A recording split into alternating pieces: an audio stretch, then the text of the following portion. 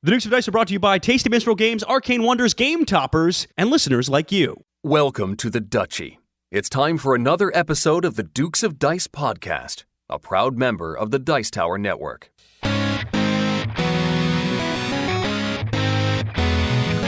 Coming to you from the Duchy in the Duke City, Albuquerque, New Mexico, and the gateway to the West, St. Louis, Missouri, it's the Dukes of Dice, a podcast about board, card, and occasionally role-playing games. Today, Sean sits down with Dominic Huang from Medieval Lords to talk about the Black Souls Kickstarter. Then the Dukes are joined by Grumpy Man Matthew to review Lignum from Capstone Games. Next, the Dukes look back on the review of Red Raven Games' Islebound. And finally, they talk about 80s and 90s nostalgia they want to see translated to the tabletop.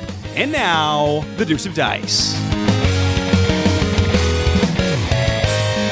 Hey everybody, welcome back to the podcast. This is Sean. And Alex. And this is episode 159, Captain's Log, which was titled courtesy Kyle Kelly over on our Board Game Geek Guild. A Star Trek reference is always going to score points with me. And so that's kind of the nostalgia, the 80s, 90s nostalgia, Star Trek The Next Generation. And then, of course, we're talking about felling timber. That's the logs in Lignum. And Captain's Log is something you'd have on a pirate ship, right? Well, maybe. I don't know. Are pirates that administratively organized? I mean, and there'd sound? at least be a captain. There'd be a captain. Sure. Captain Hook. Okay. Yeah. Did Captain Hook keep a captain's log? Probably. Yeah, that went nowhere. Good job. So check over on our Board Game Geek Guild. It's guild number 2008. And every week we put up, every other week. Got to get used to that. Every other week we put up a Dukes on Deck where you can jump in the conversation to talk about the games we'll be discussing in the next week's episode, as well as naming the coming episode. And we'll give you the rest of the top 6 at the end of the episode. That is the second name for Kyle Kelly, who has come on strong. He named 157. And this one, 159, he's the new hotness, Sean. Kyle Kelly is the new hotness. I'm just saying it here. Okay. Well, I think you just like sticking it to Steve O'Rourke, the name father. No. My arch nemesis and rival, Steve O'Rourke? No, never. Speaking of rivals, Alex, let's talk about Unrivaled. Oh, you're not going to ask me how I'm doing, Sean? Oh, how are you doing? I'm doing well on Earth, Wind, and Fire Night. Okay. We're recording, do you remember? The 21st night of September? No? What's... Oh, you don't get the reference. Oh, this is brutal. This must be how you feel every time you drop a movie reference that I don't get. Dang it. Sure is. It's the song September. Oh, yeah. Da-da-da-da-da-da. That's a lyric. Anyway, some people got that. Probably not everyone. No, I'm familiar with the song. That's the lyric. Do you remember the 21st night of September? Sure. Yeah. Okay. It's 21st of September when we're recording this. Yeah. No, that's a lot of setup. That's a lot of setup to get there. And it required you stepping on my fantastic segue from rival to unrivaled. Yeah. Well, was it worth it? Ultimately, was it worth it, Alex? Hey, also another note. This is the first, I think the first time I've done a long and at the start of the show, and you haven't even batted an eye. It's just kind of the new normal now. It's just not worth it. I've beaten you down. I've beaten you really into submission. Well, have you realized that I actually cut down the ands in post-production? Nope, haven't listened at all. No, just kidding. So anyway, speaking of rivals... We mentioned last episode that the Dukes are going to be special guests over at the Unrivaled Tournament Finals in beautiful Las Vegas, Nevada, October 27th, 28th, and 29th.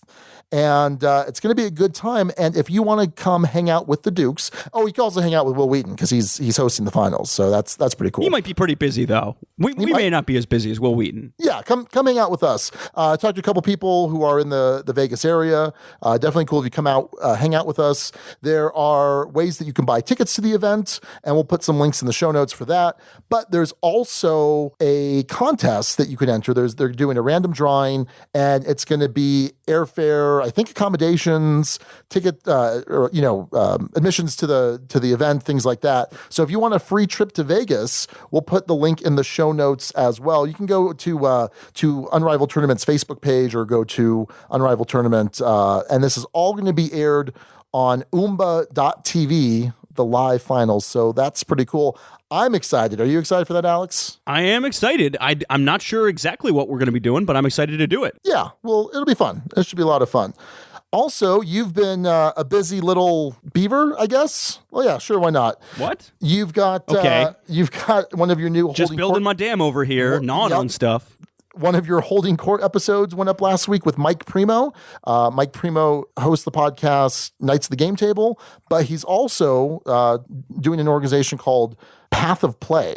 And it's a, we can listen to the episode that dropped last week, but basically he is running this charity to support families with autism, with kids with autism. And there's going to be a cool live gaming marathon, I think the first week in December. But go check out that episode, go check out Path of Play.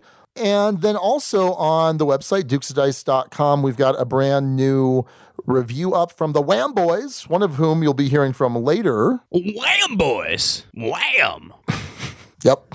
So they reviewed Modern Art, the Reiner Knizia game that just came out from Simon Games, so definitely go check that out. And then finally, Alex, something near and dear to my heart, which you couldn't do this time around.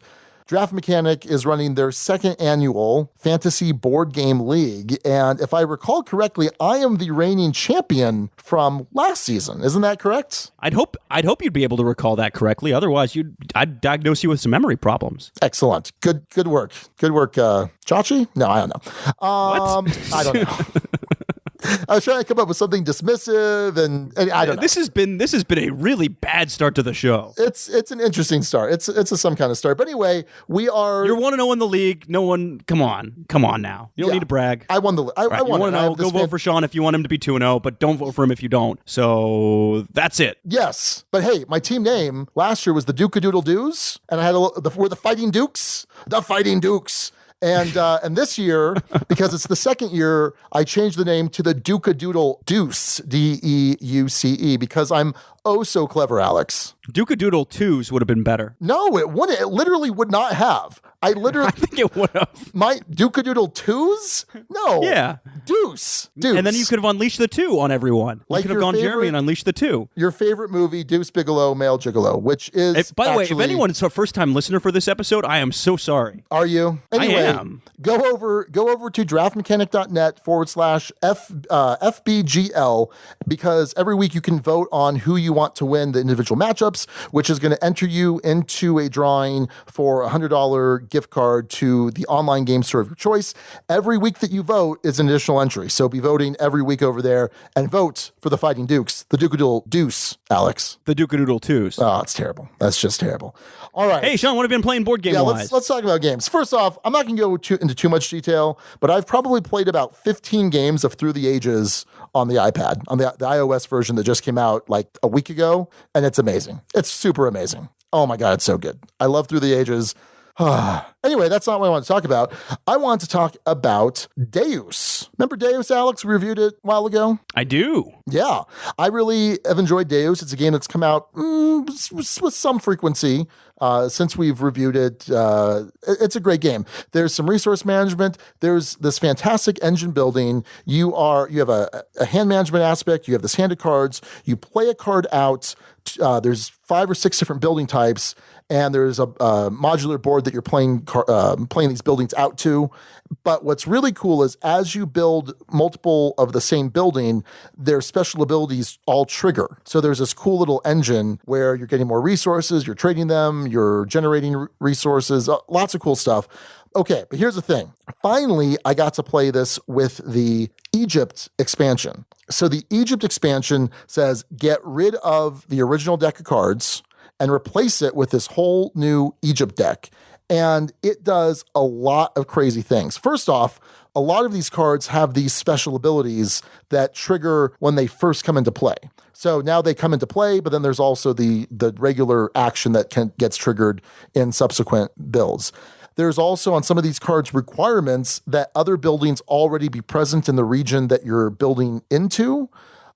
There's this variable market. So the main resources, usually you could spend, I think it's $4. If you're missing brick, you could spend $4 to generate brick when you're building a building. Now there's a market that can have the value of those fluctuate up or down, and also some endgame scoring points fluctuate up and down.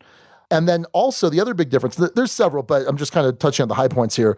The other big difference are the temples. So these temples, in the original game gave you end game bonus points. In Egypt, they give you ongoing abilities instead. So this created a drastically different game. I mean, it felt like Deus, but it played things out very differently, real different. I really enjoyed this, and I want to play this a couple more times with Egypt before I say for sure which version I like better, but I suspect I'm going to like Egypt better. It has just a little bit more complexity. Not that Deus necessarily needed it, but I certainly enjoyed that added complexity. Okay. What do you think? Yeah, I could see that. I could see me not enjoying that. Right. But I can absolutely see why that would be a good fit as far as making that game better for you. Sure. And I enjoyed base Deus too. So don't want to say I didn't enjoy that. But anyway, that is Deus with the Egypt expansion from Pearl Games. So last episode I talked about Flamme Rouge from Stronghold Games and mentioned that got it to the table, played it, but with a pretty significantly wrong rule, and I wanted to give it another shot to see where it stacked up with other racing games. For folks who don't know, this is a bicycle racing game where you control two riders. You control a rouleur and a sprinter, and trying to get one of them across the finish line first, drafting off of people, passing other people, and doing other awesome bike stuff along the way, hopefully not getting too exhausted, and again, crossing the finish line first with your first guy. And Sean, I gave it a fair shake. We played with the proper rules, nice board, ready to go, all that, no problems, and it's okay. Really? I think I'm at it's okay with it. Yeah. So I think you probably thought I would like it because of the simplicity of it, right? And it has really simple, streamlined mechanics. I think the trick of it is the races that we were running just didn't feel all that interesting. I haven't had interesting moments in that, or at least interesting enough of moments to really feel like I've sunk my teeth into this one all that well. And again, maybe it needs to be a third chance or something like that, but at a certain point, if you've got downforce available, if you've got camel up available, if you've got winner's circle, which I really want to get in my collection in the reprinted form, I just can't see myself bringing this one out over any of those titles, and it's not one I'm going to have in my collection as a result. And it kind of came off as it's okay, but there's just other stuff that does racing better. And I think there's going to be a good fan base for it, right? I mean, it's for folks who like bicycle racing, and there's certainly a niche crowd of that. My dad's one of those, actually. It might be a good fit. For me, it just didn't do much for me at the end of the day. Wow, I'm pretty shocked. I was pretty sure that that you were going to be pretty crazy about this game, but well, fair enough, I guess. So that's Flamme Rouge from Stronghold Games. So I got a play-in of Fire of Eidolon, that's spelled Eidolon, if you want to look it up over on BGG. This is from Magic Meeple Games. This originally was a Kickstarter project, and it raised like $56,000 over on Kickstarter. It is a 16-bit inspired co-op dungeon board game. And if you look at all of the component pieces of it, you can tell it's got that 16-bit art. So not 8-bit, Alex, but the 16-bit that's, a generation beyond that 8-bit. And in this game, you have a bunch of different player classes, your typical dungeon crawl or RPG player classes, paladins, rogues, warriors, etc.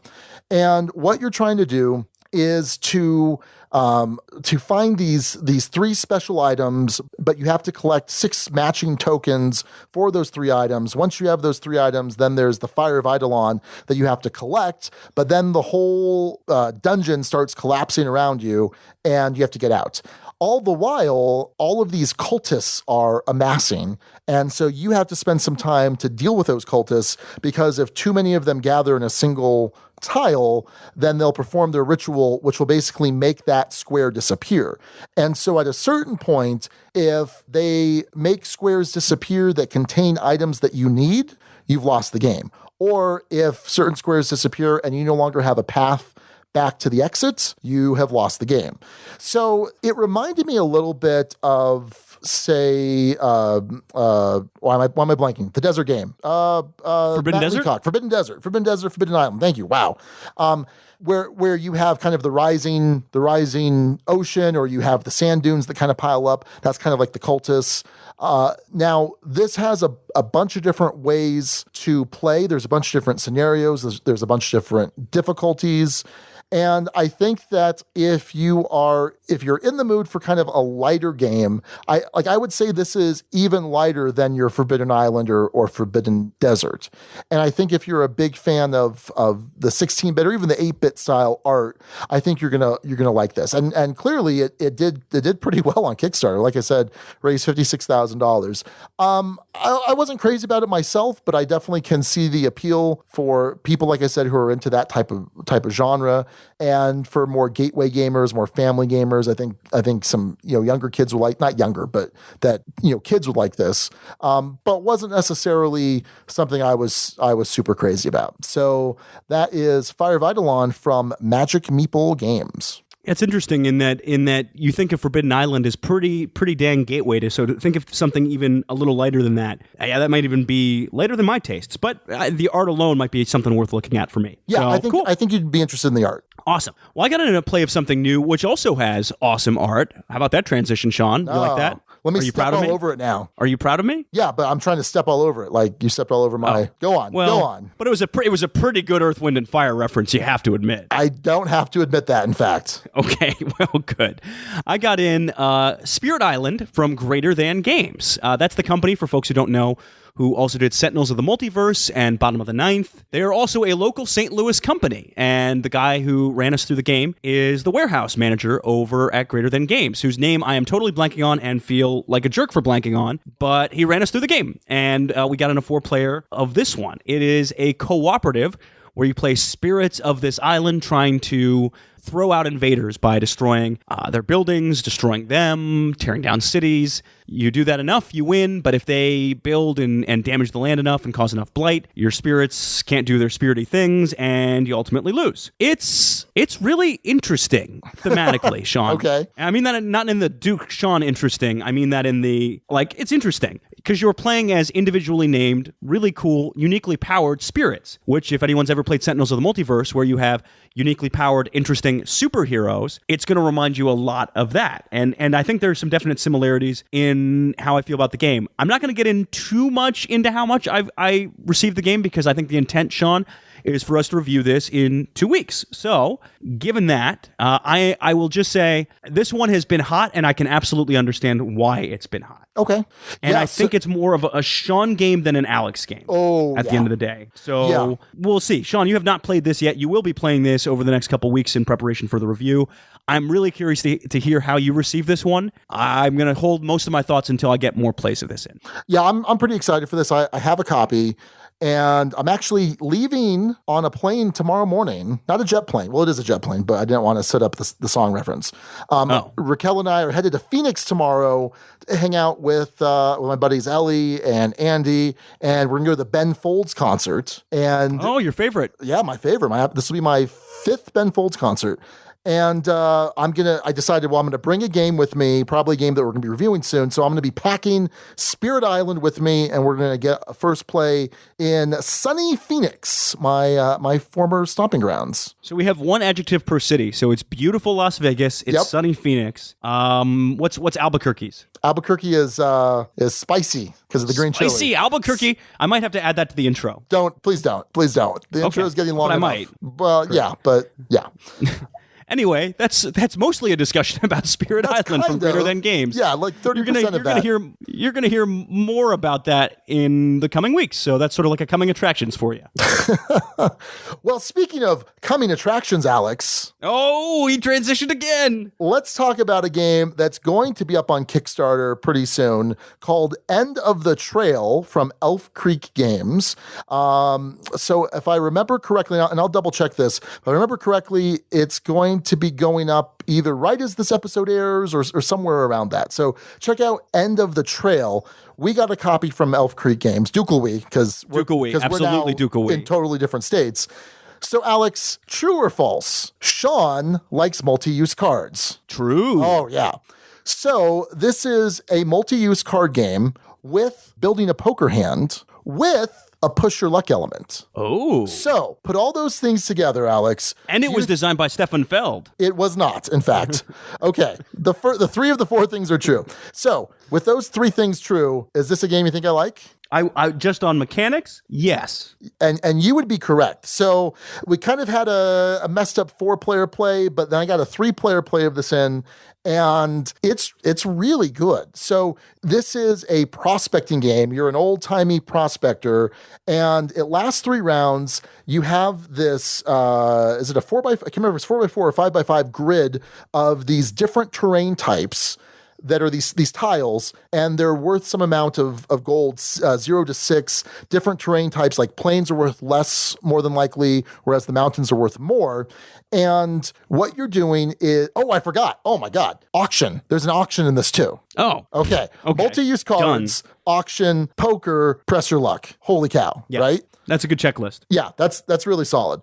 So you have a deck of cards, which is, I believe it's 52 poker cards, right? Regular playing cards, all of the suits and ranks. And some of them are also these different actions. So you're going to be putting out some cards up for bid. You are purchasing those cards by spending the cards you already have in your hand that are worth variable amounts of money.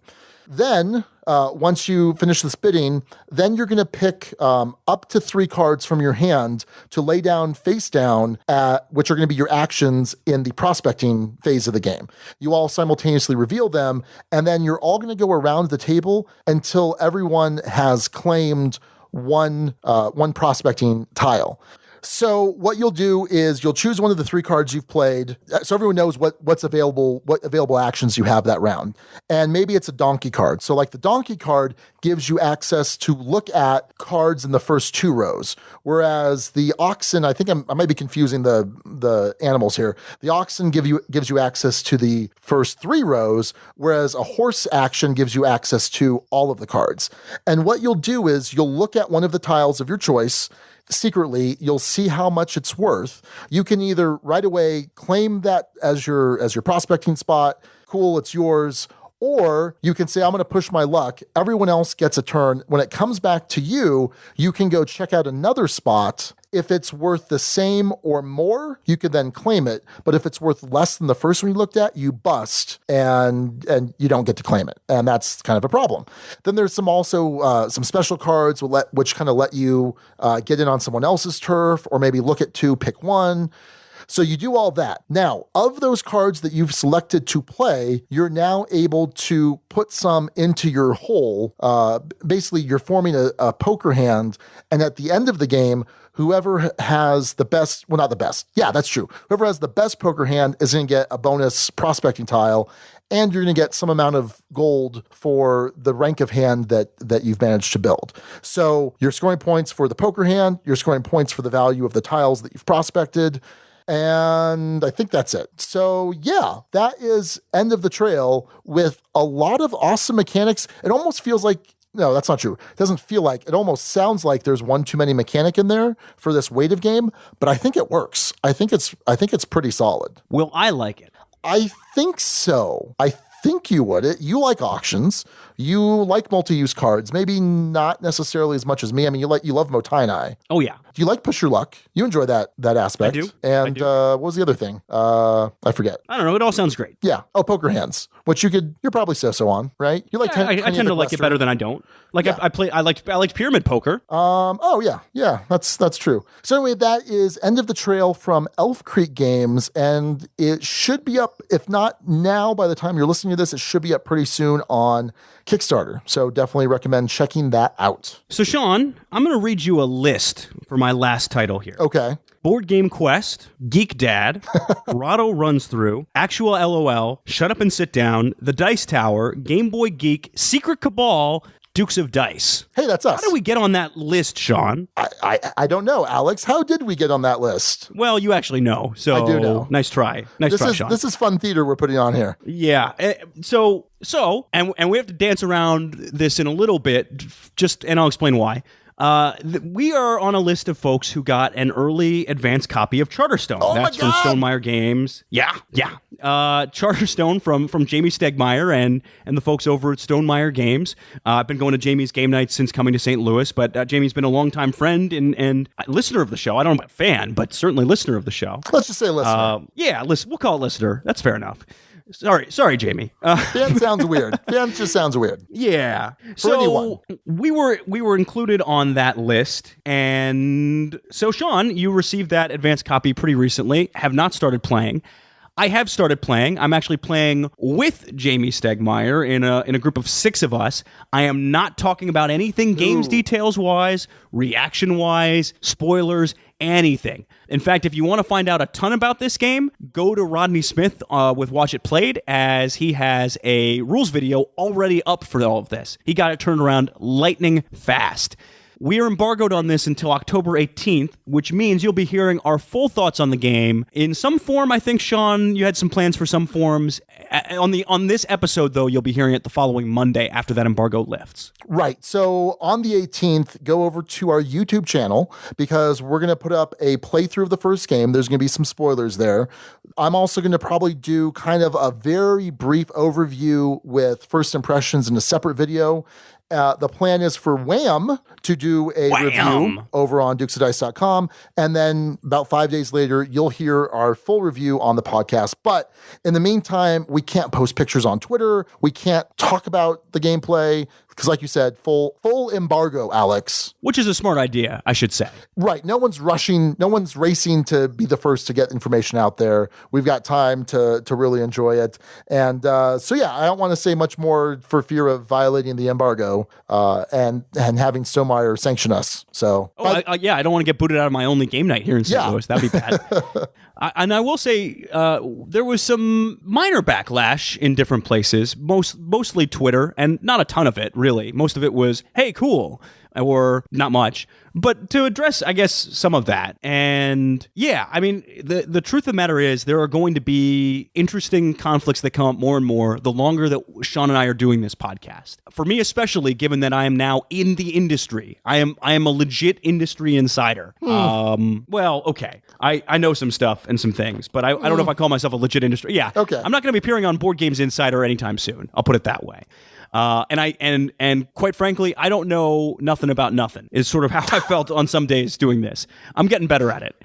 But the point being, there's going to be relationships and things that come up as part of this. As we mentioned, we've had a pre-existing relationship with Jamie through this. What's going to be odd about this review is it's going to be the first review where all of my plays of a game will be with the designer himself. And yeah, there's absolutely going to be questions of bias in, hey, it's a privilege to get an advanced copy, and hey, you're playing with the designer himself. That being said, if you look at the track record, we have previously, even before having played games with the designer himself, loved Stonemaier game stuff for the most part. I kind of panned between two cities. You were bullied into panning between two cities, effectively. At least that's your claim. I don't know. I still don't buy it. I'm a sensitive boy. But Viticulture's a Boxcars winner, and Scythe is a Boxcars winner, and for good reason. We'll see where Charterstone ends up. I am not talking about thoughts of this. Nope. Again, don't want to get sanctioned. No. Don't want to get ejected. But I wanted to throw that out there because I think it's an issue that's going to keep coming up. And yeah. So I might put a thread on the guild talking about this too. So if we do violate the embargo, Stonemaier actually has a SWAT team that's going to come in and take the copy that I've received here in the Duchy, then come and wipe my memory Men in Black style. Exactly, which did, by the way, just come in today. So, but nice. It came in a nondescript box, cardboard box. That's all I'm going to say. That's all I'm going to say. Wow. Anyway, that's Charterstone, and that's what we played this week. Let's head on over to the news.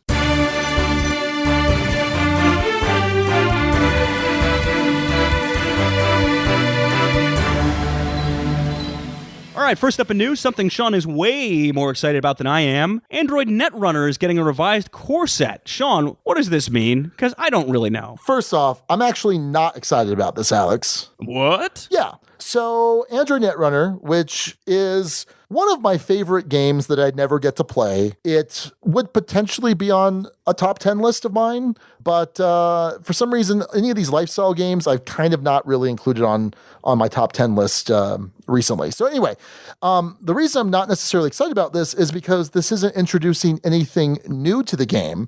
This is going to have 247 player cards, including 133 corp cards, 144 runner cards, but they're all stuff that's already been out. So if you have basically all of the data packs from the various cycles, then and the different, small box expansions and the original core set, then there's really nothing in here that you need to get. So it's just kind of a new entry point into the game. There's going to be some different card art. So if you're kind of a completionist collector type person, maybe you're interested in that. I'm not. I think that's fine. Yeah, so that's pretty interesting that they're doing that. And with that, they're introducing some changes to tournament play. Basically, it has, and they kind of did this in the past, but now 5 to 7 cycles of data packs will be the limit to what is now legal in standard tournament play. And so kind of using that nomenclature, a data pack is an individual expansion release that has a complete play set of 15 different cards, and there are usually 6 data packs per cycle, and I think there's 3 cycles a year, or it's 2 cycles and a small box expansion, something like that. So basically, stuff is kind of rotating in and out, which was kind of already happening, but they've changed that a little bit now. So I think that if you're looking to get into Android Netrunner and you're kind of overwhelmed by everything that's out there, I think the idea is this is supposed to be an easier entry point for newer players, because I know that's kind of been a problem for a lot of people that want to play some of these LCGs that have been around for a while. You're just overwhelmed by the sheer number of things that you have to collect. So, but yeah, that's interesting that they're doing that. I'm not going to pick it up because I've got everything that I need to play Android Netrunner. So yeah, and I was shown this by our buddy Chris back in Albuquerque, and not any of this new stuff, obviously, but I was shown Android Netrunner, and I actually dug it. It would be something that I would never deck build for, but if someone had a nice deck made for me, I would give it a try for sure. I enjoyed my plays of it, which I can't say I would necessarily for Magic the Gathering, but I did for this. All right, next up, we got an interesting award announcement, and I don't know if it's early or not, Sean, but this is the German Games Prize, or, and gonna butcher this as we always say, Deutsche Spiel Preis, started in 1990, wow, that was bad, by the German magazine Das Popel Review. It collects votes from industry stores, magazines, professionals, game clubs, and we get the results of it. And this is, unlike, say, the Spiel, which can be more for family games or family weight games, this is meant to be for gamers as chosen by gamers. And just to be clear, when you say the Spiel, you mean the Spiel des Jahres. I do, yes. Okay. That is the thing I meant when I said that. The game that won was nominated for the Kenner Spiel, but did not win the Kenner Spiel, and that is Terraforming Mars. Yeah, so I think that's a great choice. I think that game is going to have a ton of longevity, and the rest of these titles are all, I think, pretty solid. This is, like you mentioned, this is kind of more of a gamer's award. So coming in number 2, Great Western Trail. 3, A Feast for Odin. 4, Scythe. 5 is First Class. 6 was a tie, King Domino and Raiders of the North Sea. Coming in at 7 is Fabled Fruit. 8, Captain Sonar. 9, Magic Maze. And 10, Race to El Dorado. I think those are all pretty solid. I have played everything on that list except for Raiders of the North Sea. And I'm not 100% sure of qualification, Sean, but what's interesting is not seeing Exit Das Spiel on there, the actual winner of the Kenner Spiel. Right. And maybe it's something to do with it. It's not a game per se, but it's more of that activity that's disposable. I'm not sure, but I think that's a solid list. I'm a little surprised to see a game like King Domino on it, given the weight of everything else. Like, don't get me wrong, King Domino is fine. But yeah, I just thought that's a little weird. What's also weird is this is typically announced at the Spiel in Essen Game Fair. And for some reason, they just announced it a little bit ahead of Essen, but go figure. So yeah, that is the Deutsche Spiel Preis. Terraforming Mars, congratulations. A worthy winner, I think. Yes, indeed. Well, I got to sit down with Dominic Huang from Medieval Lords. He came on the show not too long ago to talk about Castle Dukes, a game that has Dukes in the title, Alex. He has a new Kickstarter up right now called Black Souls. So let's take a listen to learn more about Black Souls. Well, Dominic, welcome back to the podcast. How are you doing? Hi, great. We had you on a couple months ago, back when you were running the Castle Dukes campaign on Kickstarter. Oh, yeah. Yep, it's actually being delivered worldwide right now. Very cool. So it was overall, it was a very successful campaign for you guys. Oh, it was, because Castle Dukes is, it's amazing, and everything is going very smoothly. As I said, probably in the next 1-2 weeks, the backers will be having the games. And is that going to have any retail availability after backers are fulfilled?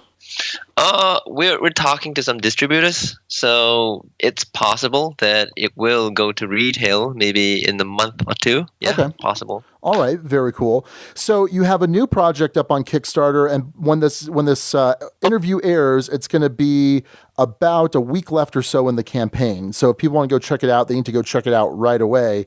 I will say this: I'm a little disappointed that you didn't decide to use Duke in the title again. I mean, it could work if I said Black Dukes. Sure. So what are we talking about here for this new project? Okay, so Black Souls, if you do know the reference, is actually referring like a tongue-in-cheek style to an actual video game in our world. And the whole idea behind this is that Black Souls is a board game about making video games. And as I said, it's a reference because in this board game, you're trying to make a really difficult video game, and you actually get rewarded more if you have a difficult dungeon as compared to an easy one. But here's the twist.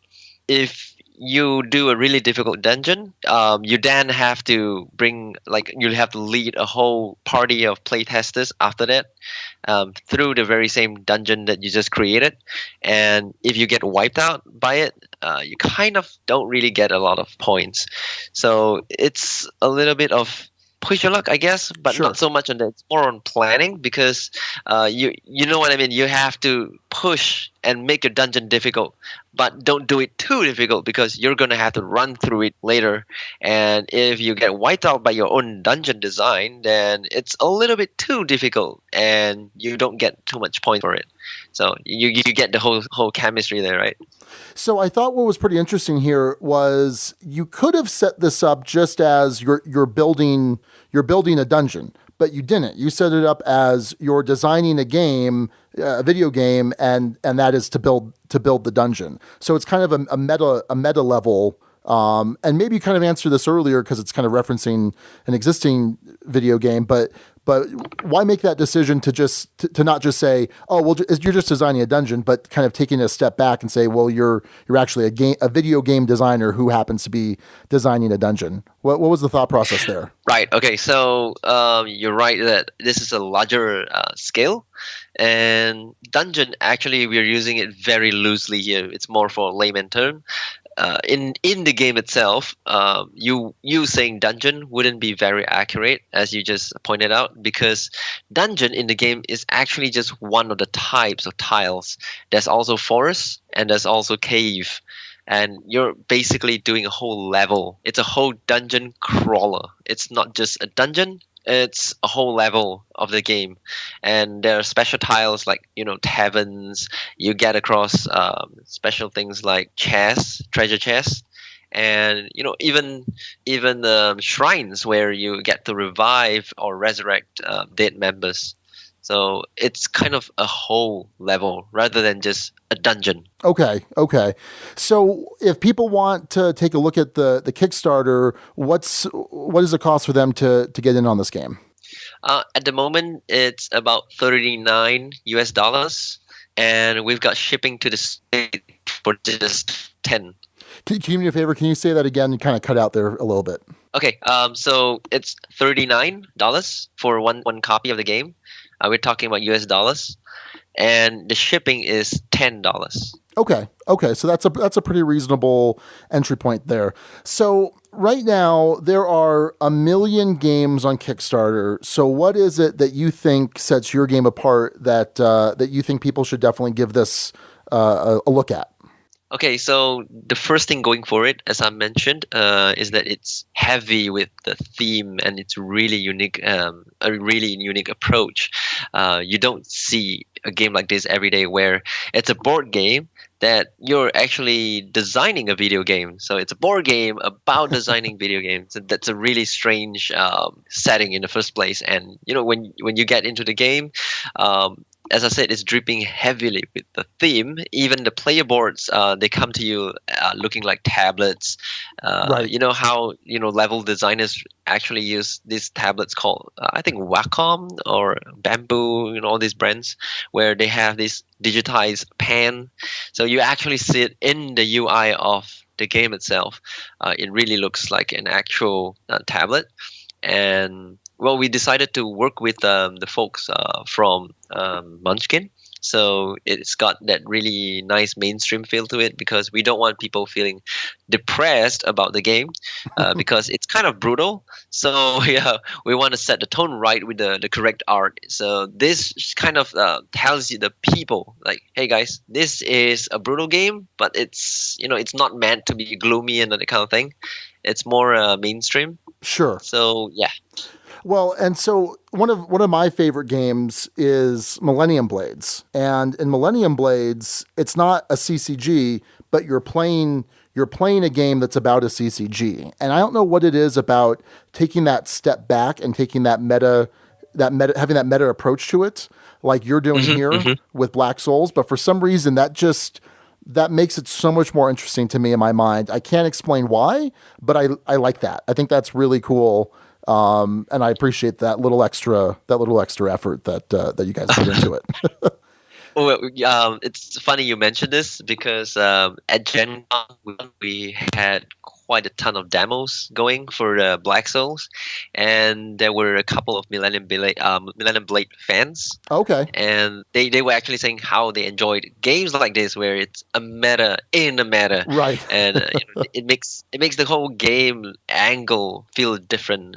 So yeah, it's funny you say this because those guys also mentioned it, and they're like, wow, another game like that. But this time it's a different angle again, where we're now designers of a game studio making a game.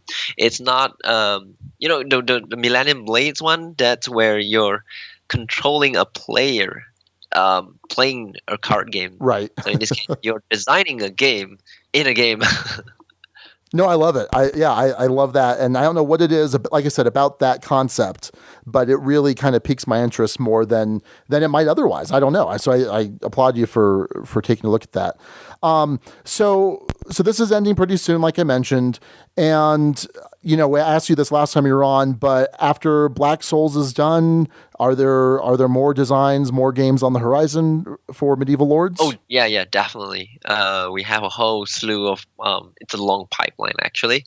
I would say I'm seeing at least very, very close to 10 more games. So we don't know when they will be out. We are consistently playtesting. When you're designing games for a living, well, for me, it's half because the other half would be me lecturing advanced diploma and masters for game design. Okay. The other half would be actually making games. So half of it would be digital, and the other half would be the board game side, the tabletop. I would say we have comfortably about 3 games within the next year. Oh wow, yeah, you guys are busy, definitely busy. Well, yeah, Dominic, if so obviously people need to go check out Kickstarter, to go check out the Black Souls campaign. If people want to get in touch with you, in touch with Medieval Lords in general, what's the best way to reach out to you online? We do have a website with the contact form, but right now it's being rerouted to the Kickstarter page, which is okay because you could also message the creator. That's us. That's a few ways to reach us. So if you know our email, as I said, that's also another way. I think right now the best way would be to go to Kickstarter and just message us straight up. We usually respond within a day. Okay. Very cool. Any final thoughts? Any last push for our listeners for Black Souls? Well, check out the gameplay, I would say. There's a whole lot of videos on the Kickstarter itself, how to play, how the game really looks like, all of that. Be informed, basically, and see what the game is about, because we're so confident in the gameplay. We have quite a few reviews out there. Like there's some respectable reviewers like Richard himself. They have played the game, and they have given really good feedbacks about how how the game works out so well. One of the things we're really proud about is, as I mentioned earlier, the scoring system. It's pretty tight, and it's designed in a way that even though you get wiped out, but if you had a really good performance all around, you could still beat someone whose party survives just because maybe his dungeon was not as exciting as yours. So this kind of style, basically the scoring system allows quite a bit of freedom to play around.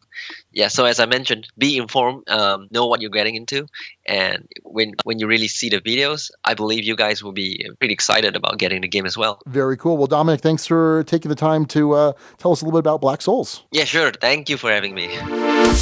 All right. Well, thanks to Dominic for giving us a little info there. Just so you know, the Kickstarter for Black Souls ends October 2nd, 2017. As of the time of recording, it's raised just above $14,000. So definitely go check it out if that sounds interesting to you. All right, that is the Kickstarter, and that is a look at the news.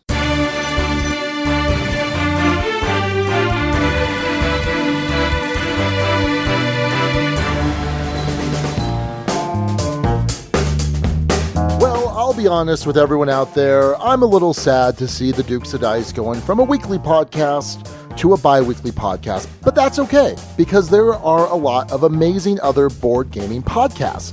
And with all the free time you now have not listening to a Dukes of Dice every single week, maybe you should check out the Tasty Minstrel Games podcast. The TMG podcast is hosted by the undead Viking himself, Lance Mixter. It comes out about every week, and it packs quite a punch for a 30-minute podcast. So nice, short, to the point. There's a lot of behind-the-scenes discussion from Lance, from Michael Mendez, the CEO of Tasty Minstrel Games. They bring on a bunch of industry insiders. It's a great peek behind the curtain, so to speak, into the board gaming industry. Just in the last month, there's been Gen Con discussion. Lance has had Joel Eddy onto the podcast. Lots of cool stuff here. A fantastic inside board gaming podcast. So you can find that where all great podcasts are found, iTunes, Stitcher, that whole deal. Also, be sure to check out all of Tasty Minstrel's amazing games over at playtmg.com. They had a fantastic initial release of hot new games at Gen Con, including Jiraku and Okie Dokie. Plus, they have their amazing catalog. Playtmg.com has all the information you need to find some amazing board games. So be sure to check out playtmg.com and the TMG podcast. All right, this week it's a game about wood cutting and cutting wood, and Alex cutting out. I am not going to be heard on this next section. Instead, it's going to be Grumpy Man Matthew, the Wham Boy, telling you all about Lignum. Lignum Second Edition has been brought over by Capstone Games. It was initially published in Germany by Deutsche Spiel. It's designed by Alexander Humer. And in Lignum Second Edition, you're starting with a limited amount of resources and workers. You set out to run your lumber mill as efficiently as possible. Savvy investments and proper planning will ensure that your mill will be the most profitable. Be cautious, however, for competition is fierce. You will need to secure the best cutting areas, make use of limited contract workers, and continually update and replace your equipment. Your competitors are not the only thing to worry about, as you will also need to store enough firewood and food to survive the harsh winters. Lignum is a strategic optimization game that portrays the logging industry in the 19th century. Each round, players travel to the nearby forest, picking up tools and hiring workers along the way. After felling timber, players must decide how to transport their wood to their sawmills and if the wood should be processed or sold immediately, all the while optimizing their entire processing chain. So, in Lignum, you're playing over the course of 2 years. Each of these years is divided into 4 seasons, so there's essentially 8 rounds in the game. Now, spring, summer, and fall seasons all play out fairly similarly. The winters of each operate differently. They're a lot more limited in terms of what you can do, which makes a certain amount of sense. Initially, in a season, you're going to choose one of the 6 regions out on the board that you're going to deploy your foreman. This is the area that you're going to be able to collect some food from, and also where you're going to be able to cut down some of the timber. Now, once you do that, and hopefully you've gone to an area by yourself, because it's possible that you and another player will select the same area, which means there's going to be some competition for that food and some competition for that wood. Once that's done, there is a circuit that goes around the game board where once you pass a certain point, you can no longer go back. You can only move in a one-way direction. And there's a number of spots that let you collect workers. You have your bearers, who are going to let you take felled wood from the wood cutting areas to your sawmill. You have the woodcutters, who are the ones that are actually cutting down the timber. And then finally, you have your sawyers, who let you saw the wood from the unrefined timber into the milled wood that's going to let it increase in value. Now, along the way, you might also collect some fodder, which is food for oxen, which is going to help you transport from your wood cutting area to your sawmill. There is also a section where you can pick up tasks. These tasks are basically contracts that you're trying to complete for endgame scoring. And then there's also a market, which is going to let you purchase saws, purchase food, and then also potentially turn in these craft tiles for sets of them for different amounts of money. Now, in addition to all of this, there are a number of tokens that you can pick up along the way that are going to give you some of those other transportation methods, like the sleds that you'll use in winter, or the wagons that you'll use in connection with the fodder for the oxen, and then also rafts. Now, one thing I haven't talked about is the planned work. So every game, you're going to shuffle up the 12 planned work cards and then deal out a certain number depending on the number of players. So for example, in 4 players, you're only going to see 6 of the planned work cards. Now, what's interesting with the planned work cards is you are planning ahead to benefit from some more efficient action or special ability, but you don't get it right away. So when I go to a planned work area, what I'm able to do is say in 1 turn from now, 2 turns from now, 3 turns from now, I'm going to benefit from this action. So for example, there may be an action that lets you turn your unrefined firewood into more milled firewood than you would get otherwise. Or there's some that let you use the river to transport your wood without using rafts and the bearers, which you need to normally get them. So planning those things out is very important, and you can only use 3 of them, and there's one that lets you happen in the next turn, 2 turns from now, 3 turns from now. So there's a lot of planning ahead that you have to do. Now, once you've completed this entire circuit, you've decided how many bearers you need, how many woodcutters, sawyers, etc. Then you're going to be able to do the wood cutting. This is where hopefully if you're by yourself, you get whatever wood that you need. But if you're competing with someone, whoever has completed the circuit first is going to get the first choice of the wood in the area. Then you're going to transport any of the wood from your wood cutting area. You can use a single bearer to just take 1 wood, 1 for 1. You can use a bearer plus a wagon and fodder to take 3 or 2, depending on the situation. Or you can use a single bearer plus a raft, or rather any number of rafts, to move that number of wood to your woodcutting area. Then you're able to saw. Anything that's there can be sawed as long as you have a saw plus the sawyer. Saws get thrown away once they're done. Once that's done, you can then assign tasks to the different task cards, and then some sales can occur, whether it's the unrefined wood or the milled wood. There's also a drying phase that occurs that basically lets you increase like the aging of the wood, which increases its value and is also necessary for some of the tasks that you need to complete. So you're going to do all of that. That ends the season. You're going to repopulate the board with those different tokens I talked about, and you're going to go on from spring to summer, summer to fall. In the winter, like I said, things are a lot more limited. I'm not going to go into too much detail here, but generally speaking, you're able to cut, transport, or saw with the wild mill worker that everyone starts the game with. Now, there's some ways to get additional actions. That's through hut construction. I had talked about these craft tokens that you could turn in for money. There's also certain types, the stake, the plank, and the shingle, that you can actually turn into huts, which give you certain bonus actions, but we're not going to go too much into that. So you're going to continue that. Come winter, you have feeding requirements, some amount of firewood, some amount of food. If you're unable to pay those, you're going to have to basically pay extra money, and if you don't have enough money, you're going to have to take loans. You can get $4 and then have to pay it off for $7. You really want to try and avoid that as much as possible. So ultimately, this comes down to making efficient use of your actions, buying only those workers that you need, and optimizing those planned work cards as much as possible. When all is said and done, you're going to add up the money that you've earned at the end of the game. You're going to add up the completed task cards, and whoever has the most money is the winner of Lignum. All right. Well, Wham Boy Matthew is here. Wham Boy Matthew, how you doing? I'm doing great. I'm a little tired. Yeah. We've been foresting. Is that what it is? Lumbering? Lumbering? Lumbering? Sawyering and Sawyering? jacking? We've been jacking all night. No, none of that. Okay. Okay. All right. So I just gave a rules overview of Lignum, and you were kind of watching from afar, just encouraging me. Like, Yeah. Get through this, Sean. Get through this. No, it was really really good rules explanation. Well, I've explained this 3 times now. Yeah. And it's a rough explanation, I think. Your last one was really good. You had 2 brand new people. Yep. I think it was flowing. You didn't bother to go into things much like your rules explanation that they might get confused on. Right. It was really good. Yeah, there's certain, I feel like in a lot of ways, people need to accept that when they're going to get into this game for the first time, there's just so much planning that you just need to kind of understand the mechanisms of the game and not get super bogged down in some of the details. Like, for example, there's a rule about how you acquire fodder, because sometimes it's worth 3 transports, sometimes it's worth 2, and you can't take it if it's on the 3 spot. That's not something I teach, because it's just like, I'll tell you when we kind of get to it. So I think the big thing that is important to know when you go into this game is the planned work cards. So the planned work cards are really tough to put your head around. Did you talk about that in the review? I did. So I usually tell people just to skip that, and I tell people when they should do stuff. Right. And just give them, say, look, if you're planning on doing this, do this now.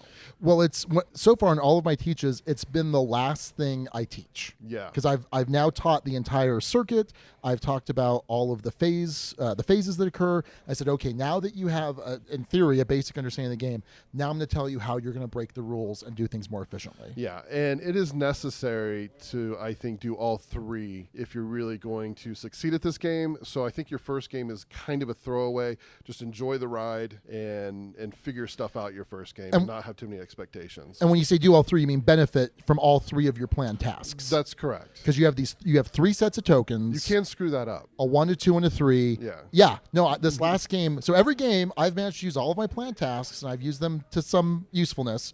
This last game, I got the timing off, and I was only able to do 2 of the 3. Yeah. And I think if you're going to do that, you're not going to win. I mean, I don't know. Maybe people put it out there. I only used 2. Yeah. But it was close. Yeah. So I feel like so much of this game is being able to plan, not just plan ahead, because a lot of games you have to plan ahead, but now there's a specific mechanism where you're locking yourself in to some advanced action in some future round.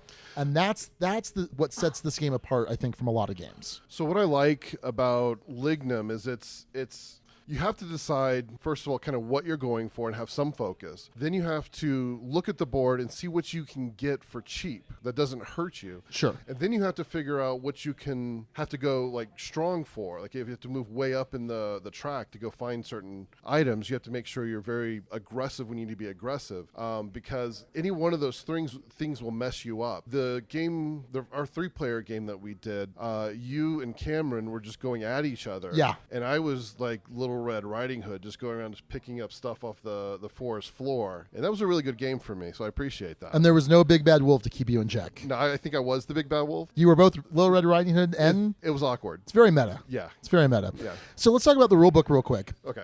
This is, I'm going to say it right now, the best Capstone Games rule book, I think. I think it's fantastic. Step by step. Yeah, no, it's good explanation, good examples. It's broken down in a really nice way. Like portions of the rulebook are kind of broken out. I know with Arkwright, even with Three Kingdoms Redux, I had some rulebook issues. I think this is a really solid rulebook. Yeah, it's one of the best I've seen. I think period for heavy games. I've not seen a better one. I can just go step by step in here, set up the game. It goes over each piece. Like I think it's well done. And it gives you some detailed explanation for changing the player count. It also explains the planned work cards. I think I said there were 12. There's actually 10. There's 10 planned work cards. Yeah. But it gives you explanations of how they work.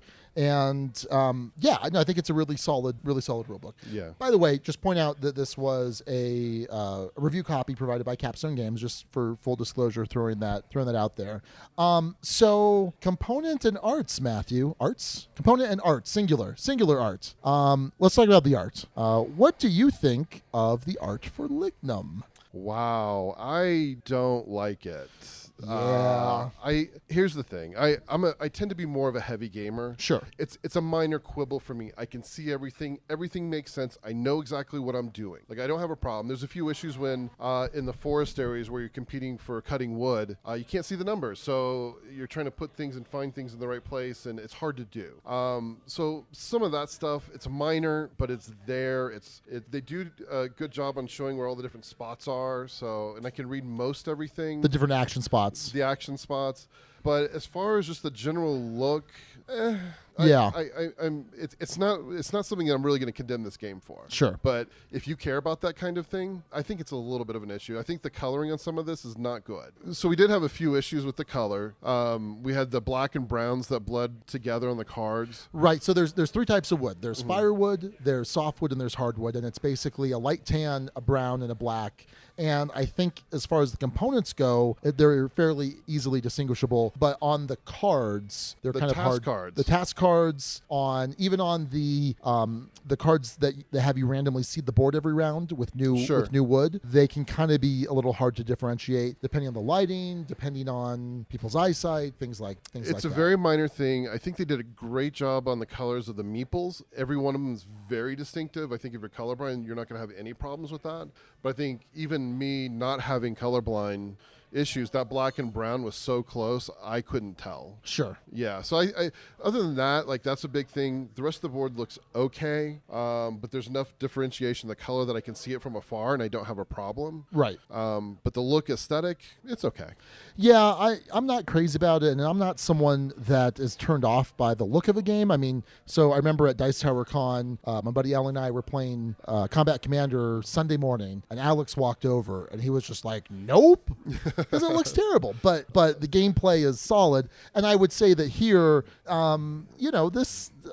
to me, it looks a little rough, but I think the gameplay is solid. And like, there's issues of like a bunch of different fonts being used, like 4 or 5 different fonts. Some of the fonts are hard to read.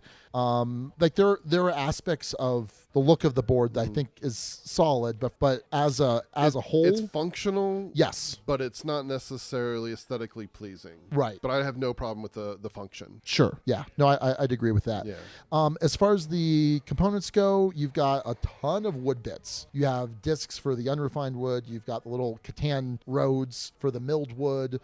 There's a ton of these cardboard tokens. They're good quality punch board, I think, or cardboard chits. I think that's fine. The board is solid. I mean, I think it's a good quality board. It's double-sided because the second edition comes with a joinery and buildings expansion. So you have one side that's the base game, second side that's the joinery and buildings, which we'll talk about a little bit in gameplay.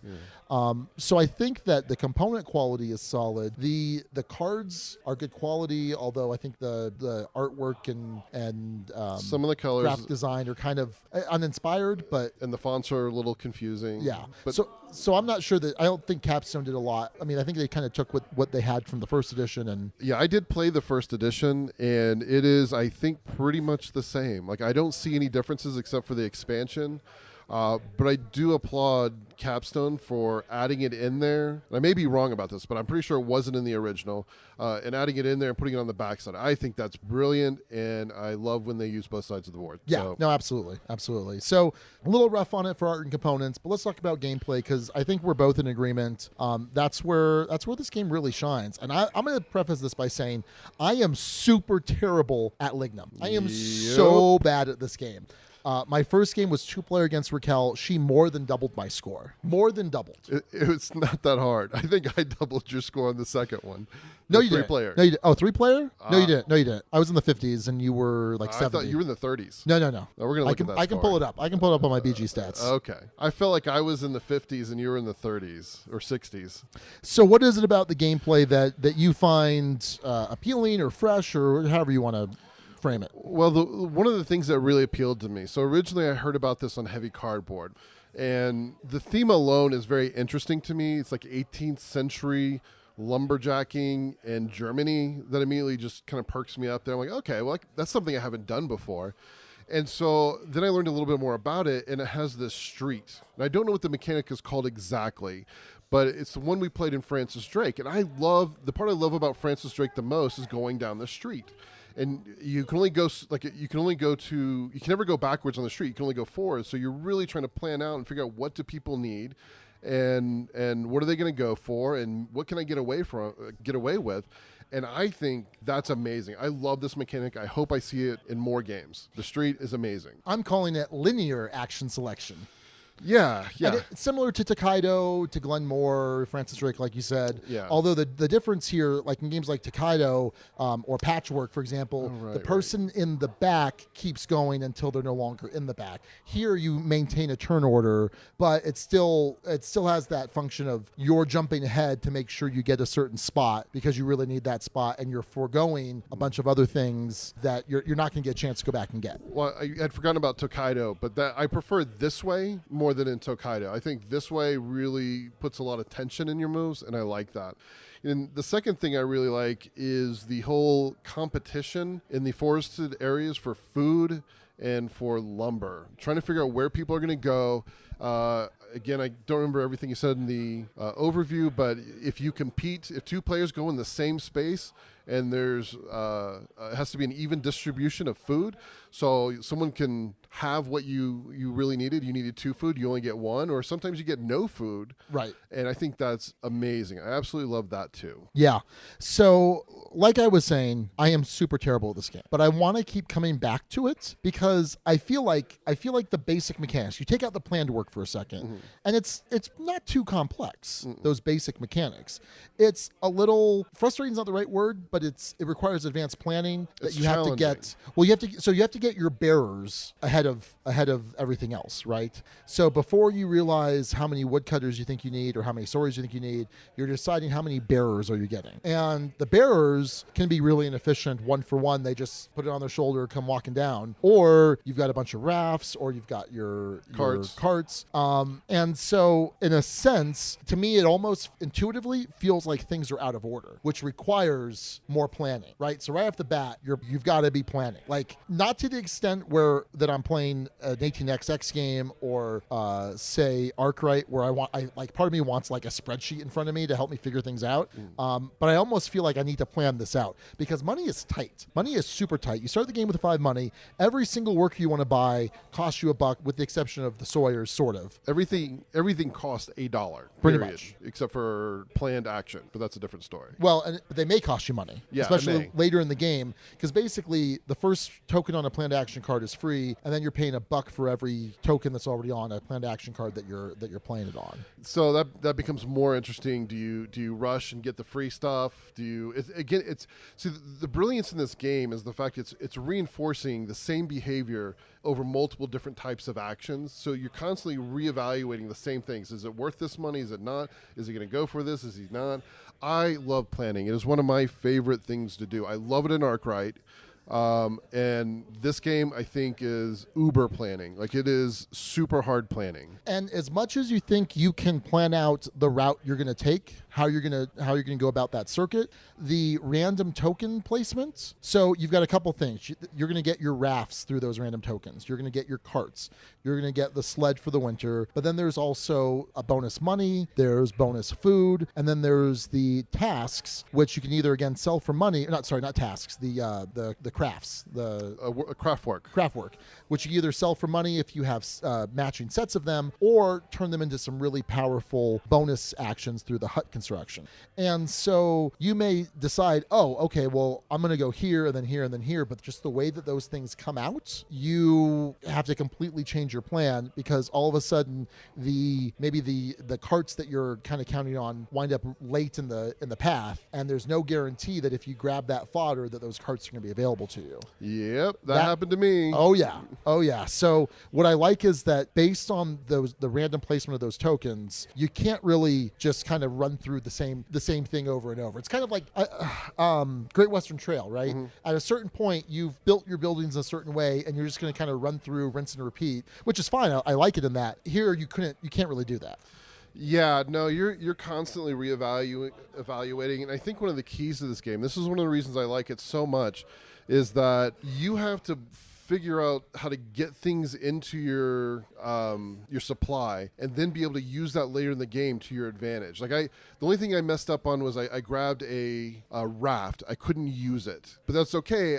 It was prepared to, if I get another raft, then I was good. I got a sled. I was going to try and use that. If I couldn't, that's fine. You just have to make the risk assessment on each one and then go for it. And I just love having all these options that I created and then trying to execute a plan on top of it. It's always very satisfying. So let me ask you this. What is more irritating, though? Is it more irritating to not get the thing that you need, or is it more irritating to realize you had too many workers and you overspent? Those are both incredibly irritating to me. I don't do that. So I think so not getting the thing you need is because some other guy did it to you. Yeah. But if you have too many workers, you did that to yourself. So I'm going to go with the workers bit. Yeah. Because you didn't have to buy all those workers, and you could have had a sled. Well, and part of it comes down to, part of it comes down to, like, so early on, making that bearer decision, right? Yeah. So you go there thinking, okay, I need exactly 2 bearers. Now, you also have kind of the fail-safe of your mill worker, who is a wild worker. You can use them as a bearer, a woodcutter, or a sawyer. And you think, okay, well, if I need the 3rd bearer, I'll just use my mill worker as that 3rd, so I'll only buy the 2. But then you're like, well, wait, what if I'm not going to get the extra sawyer? Maybe I need to keep him as the sawyer, so to speak, and so I'll just buy that 3rd bearer now just to be safe. And then based on what people have taken, you realize, oh, crap, I didn't need that 3rd bearer, and I wasted $1. And money's so tight, now I can't buy a task, or now I can't afford to go on this planned work, or now I can't buy the saw that I need to actually equip my 2 sawyers. Crap. Yeah, it's an interesting thing. So the bears have always been kind of tough. I'm always planning for building up in my storage different things that I need so that I can take advantage of it. I never like having a bunch of bears is, I think, bad. So I don't get stuck on the bears. Okay. I always go use my wild as a bear, and then I go in and try and do the other things later on so I can jump ahead in the track as quick as I can and then rush forward. That doesn't mean I don't ever do bears. It just seems very inefficient to have a 1-for-1, right? Oh, absolutely. Yeah. Yeah. And sometimes if you got the wood in the wood cutting area and you overbought but with a bear, you're just like, well, I guess I'll just move this one wood down. Well, you're going to lose it. So. Or if you don't have a wood there and it's just wasted, it's very frustrating. Well, again, you don't do that. See, that's the planning part. So yeah, I think the planning is, I think for most people it's probably a little overwhelming. Sure. I happen to enjoy that kind of planning, so this really keys to the things I like. So now let's talk a little bit about the joinery and buildings expansion. So this adds 2 mechanics. It adds the buildings. There's a spot on the board, and basically it gives everyone the chance to get up to 2 buildings, and they give you some kind of incremental advantage. They're not some big, huge game-changing thing necessarily, but if used correctly, if you plan for them correctly, which is kind of the whole point of this game, they can be pretty cool. Like I had one where I'm able to place my milled wood on this building, and I can count it as aged, whatever I want at the end of the game.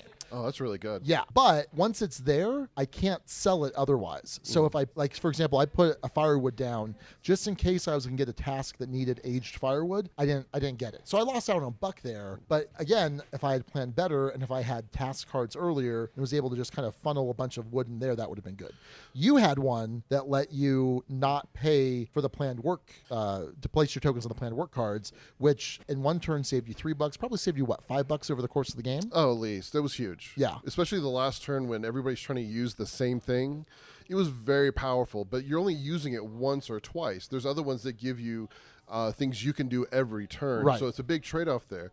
And the great thing about this expansion is the fact that it's not overpowering. It just adds just a little bit of additional, how do I break the rules, just a little bit to give you some advantages. And I think it's a really good expansion. I don't know that I would play with it with first players, but I think it's good. I think I like the the buildings more than I like the joiner. Well, let's talk about the joiners. Yeah. So that's the second action spot that it adds. And basically, there are these yellow workers, and all of the other workers, you use them or lose them that season. The joiners you keep. So they don't actually go do anything for you. Well, actually, that's not true. They do. They give you income, right? For every joiner you have can have up to 3, but there's only access to 1 of them per season. And the joiner will give you $1 per joiner, but then in the winter, they require an extra food that you have to feed. So that can be kind of rough. The other thing they're able to do is at the end of the game, if you had placed any age 1 wood underneath a joiner, you can sell it for its value +4, which is pretty significant. So +3. +3.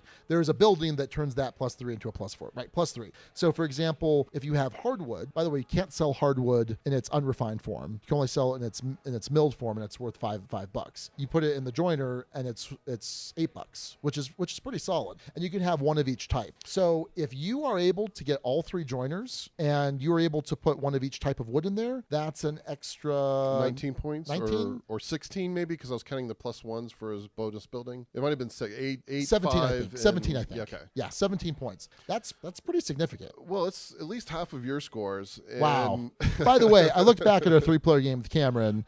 Cameron scored 41. I scored 52. You scored 78. Okay. So you Sorry. did not double me. Okay. How dare you, sir? So yeah, it's an interesting strategy with the joiners. Again, I think maybe 1 person can commit to doing joiners, maybe 2, but there's some interesting strategies around it. Overall, it wasn't my favorite thing because you had to pay for food, and I was thinking about grabbing a joiner in fall, but I would have gotten no money for it because you get a money every beginning of every season. Right. I would have gotten no money for it, and I would have had to pay out of food. I'm like, how does this no? I think I'm just gonna skip that. And so I wish there was a little bit better integration with that bit to make it, I think, a little bit more, I don't know, easier to use. Yeah. But with food being tight, I mean, we all just scrape by and getting food. Sure. It is super hard to get. So it's interesting. I don't know how much I use it, but I do love the buildings quite a bit. Yeah. No, I think it's worthwhile. I wouldn't necessarily shy away from adding it on for first plays, especially because the players that you're going to want to introduce this to are going to be people that enjoy heavier games. It's really just affects you when you're going down the road and saying, okay, do I really need to stop here or not? Right. That adds, when you're really racing to compete for stuff, that is a really hard decision. Yeah. No, it absolutely is. So I would shy away from it on the first one and then throw it in the second one, no problem. Sure. So let's talk about player count. I've played 2, 3, and 4. You've played 3 and 4, correct? Yeah, 2 at 4, 1 at 3. So the scaling is kind of interesting in this. The way it scales is at lesser players, you have less cards that repopulate the board with lumber and food. Also at 2 players, there are 2 X tokens that basically just don't. There's nothing there, so it kind of shrinks the circuit, but not by a whole lot. And then also the number of task cards and planned work cards are less in lower player counts, but that's about it as far as the scaling goes. I think that going forward, I'm only going to want to play this at 4 players. 4 players exactly. I think 4 is optimal. I enjoyed our 3-player, but I don't know how much of that was you kvetching about, if I said that right, kvelling. What's the word? I don't know. I don't know the right Yiddish word. I don't speak Yiddish. I'm learning. Yeah. So it was one of those things that it was just funny watching your histrionics. Is that the right word? Sure. Complaining about every move. It's like, no, I'm fine. No, this is great. Wait a minute, I'm taking a loan. Why am I taking a loan? So I really enjoy playing with you at 3 or 4, and I probably enjoy playing with you at 2. Can I say that about everyone? No. I know the time is exceptionally longer at 4 than 3, but honestly, I've enjoyed both plays equally. I enjoyed it. I feel like the bidding's the wrong word, but the secret choosing of the areas that your foreman's going to go to is a lot more dynamic and interesting at 4 players than it was at 3. And I think also at 3, there's the issue of 2 people kind of fighting out and allowing the third person. I don't know that happens in every game, but basically the third person kind of do what they want with impunity because these 2 players are competing over certain aspects of the mechanics. So I think there's less options at 4. So you're forced into certain actions, less so than 3 players. In 3-player, you and Cameron were fighting a lot. Right. And I was saying, okay, well, they're doing this, so I know I can get away with that. Right. And I think you guys, that was Cameron's first game, so I don't think Right. he would do the same things again by any means. So it's really finding the opportunity. So it's a little bit more available in 3. But 4, the tension is really great. I really like it. And I think, like I said, 4 is where I'm going to want to play this again in the future. The tension was there. There's just so many aspects of this game I enjoyed more at 4 than I did at 3. And 2, I don't know that I'm that crazy about it. So I don't know that I'll try it at 2. Yeah. No, I think 4 is where it's at. So thematic, is this a thematic game? I mean, it's a pretty heavy game. You have different workers for the different types of workers you would need in the lumbering biz, so to speak. Yeah, so I've been thinking about this. Thematically, do I feel like I'm a lumberjack or like a business owner who's sending people out to do stuff? I don't really know because I don't know anything about the wood industry. I really don't know much about that. Oh, no? No, I'm not an expert. Okay. Yeah, so there are no trees here in New Mexico. It's not a thing. But no, I guess it is. Like, I don't necessarily feel like it because I'm so busy planning. I'm not into the theme at all. Like, I like the fact that I'm doing lumberjacking, and I like trying to plan for all these different tasks. But I'm so lost in the planning, I don't notice the theme. Yeah. I mean, I'm intrigued by it. Sure. But it's not. I don't feel like, hey, let's go to the woods and find food. Like, I don't know. Yeah, I think I'm probably too stressed out to notice the theme. Like, this Yeah. game really stresses me out, and I mean that in a good way. Mm-hmm. I'm just bad. I'm just really bad at this. But game. you have so much fun doing it. Well, I provide entertainment for everyone at the table, I guess. I have so much fun playing it with you. Great, terrific. Yeah, I don't know. I guess it's thematic. Yeah, I don't have a feeling about it, and yeah. especially I think when compared to other games of its weight. Yeah. By the way, this is a 3.56 on BGG. Does that sound right to you? No, I would have put it. Just the planning alone feels more like closer to a 4, like a 3.85. Right. I don't know that the actual game is that hard, but the planning is Right. really hard. I almost think that a bunch of people could play this game and not really ever capitalize on the planning, and everyone's just scoring in the 30s and 40s, and like, oh yeah, that's not too bad at all. Hey, this is a game. Yeah, exactly. Yeah. But for me, I think the planning and knowing your opponent and getting a feel for what they want and what, like, that's really tough to do. Right. And this game does it really well. I feel like it's hard, and it should be a little bit higher than that. Yeah, I think so too. And speaking of the 30s and 40s, that's pretty much where I live in this game.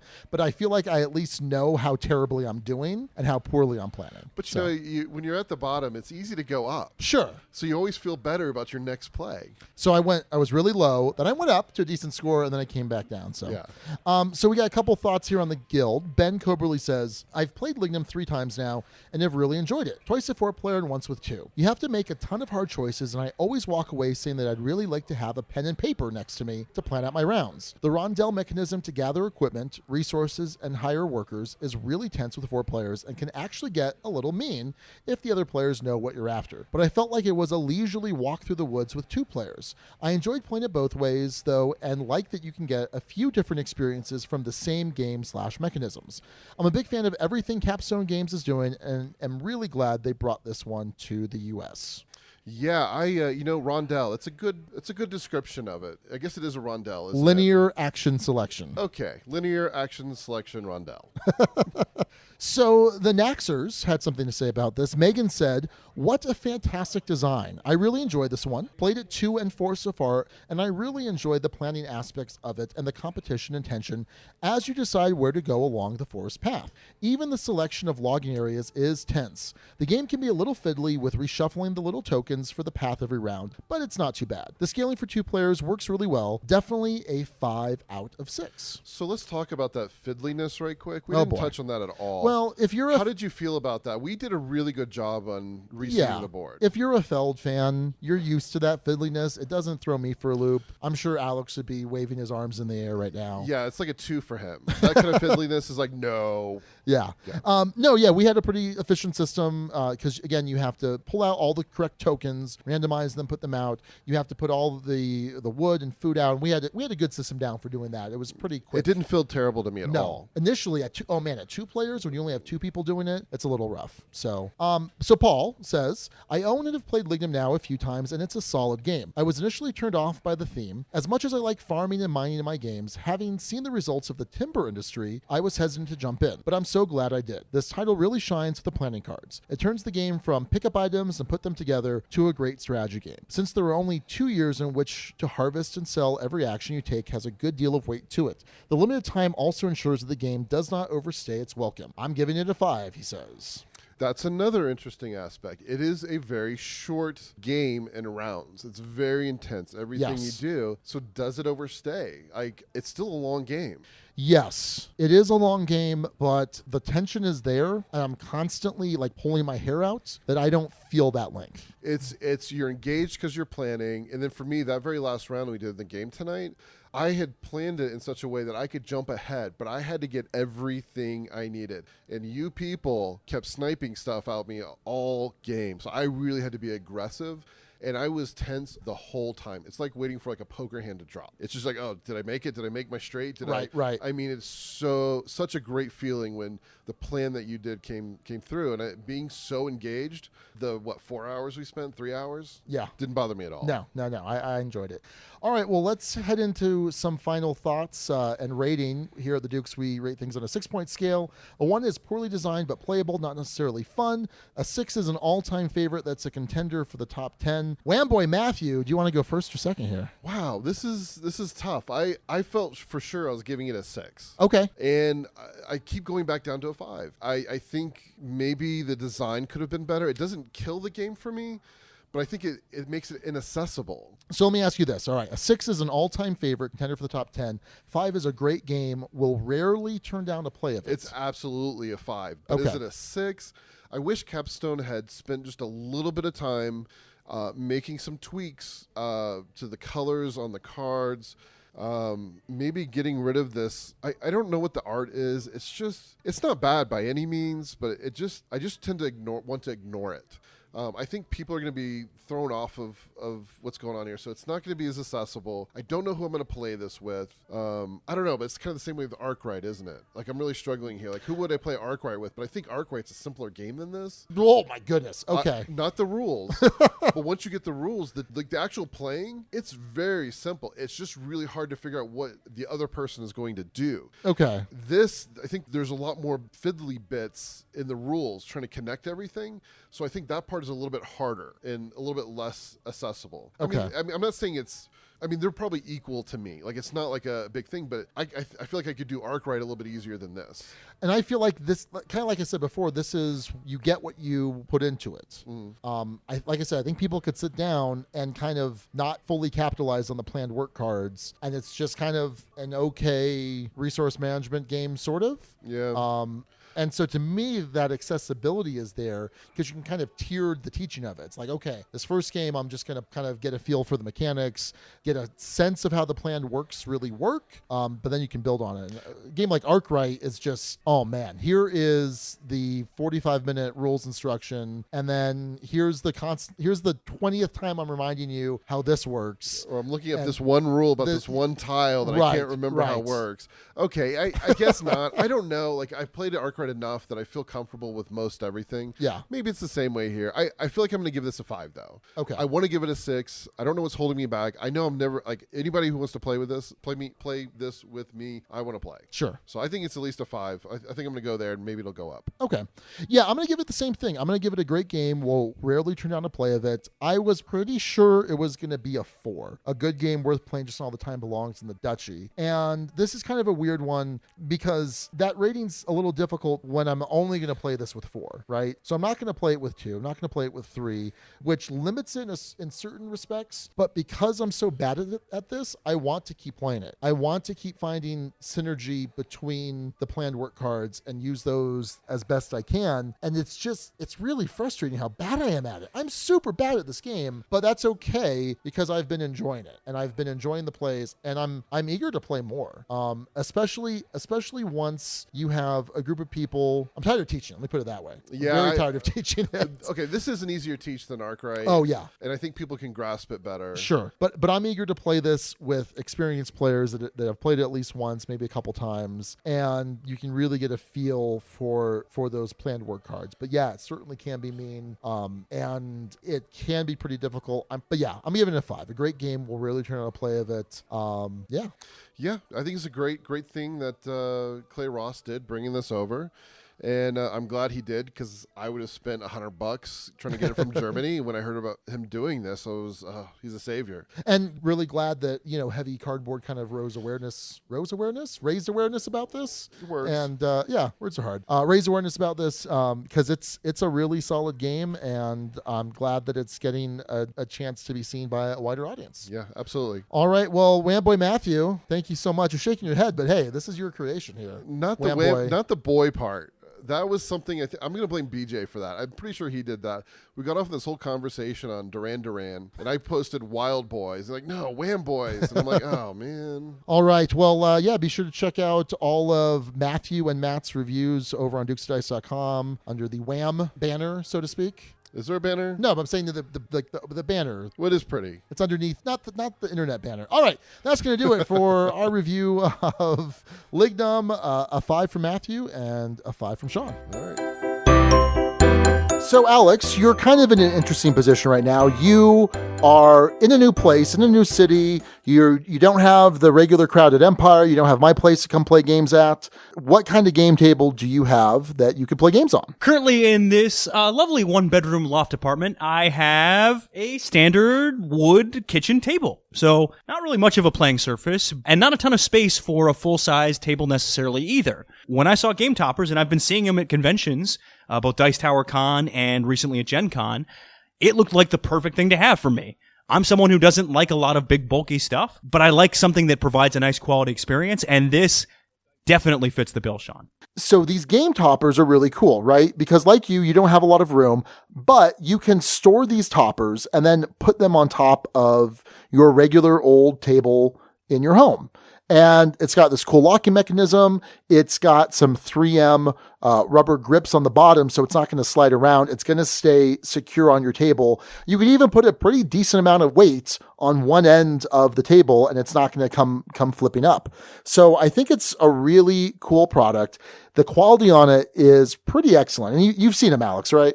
Oh, yeah. I've seen them. I've played on them. I played my first play of The Godfather on one of these. And, for instance, the little card holders built into the lip was absolutely brilliant. Worked perfectly for that game. And I think would work perfectly for a lot of games. And what's really cool is it's made of both wood and aluminum. So it's this kind of composite material, and it's got the nice wood finish that you come to expect in a high quality gaming accessory, but the aluminum helps keep the weight down. So it's easier to put on the table, to take down from the table, etc. And a quick update, Game Toppers is live on Kickstarter. Going over to GameToppersLLC.com or go to Kickstarter.com and search Game Toppers. The campaign ends October 25th. And right now it's already raised over $200,000, which is a ton of money. Game Toppers LLC, upgrading your gaming experience.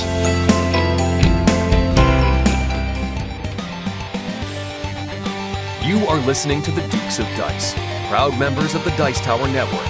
For other great shows in the network, check out DicetowerNetwork.com. Back to Alex and Sean for this week's Dukes Double-Take. Hey, I'm back for this Dukes Double-Take, and we're talking about episode 106, I'll Be Back, which makes sense because I'm now back on the podcast. Hey, good to see you. What? The game we're talking about is Islebound from Red Raven Games, designed by Ryan Lockett. Sean, at the time, you gave this one a 5. Said you really enjoyed this. It's your favorite of Ryan Lockett's games. The setup, a little brutal, a little much in your mind for what the game was. I gave this one at the time a low 5. I said, not my favorite, better than Above and Below mechanically, but not nearly as memorable. Not playing it at 2 players. There just wasn't enough going on at 2 players for that to be an enjoyable experience. 4 players had more fun with it. Ended up just in a low 5. And as I said at the time, if only I could give it a 4.75. Any case. Sean, have you played Islebound since we reviewed it? I did play it once since we reviewed it, and so this is hard, and I'm really interested to hear what you're going to say, because since Islebound has come out, we have played Near and Far. I liked Near and Far well enough. For some reason, people think I didn't like it from the review, but I do like Near and Far. You loved it. You gave it a 6. Straight 6. And I believe I gave Near and Far a 4. I think with Near and Far, I was disappointed that the campaign system wasn't more robust, which is maybe just a misplaced expectation on my part, and that could very well be the case. Speaking of misplaced expectations, that's the problem I ran into with Islebound. Yeah, so I'm going to keep this at a 5. A great game. Will rarely turn down a play of it.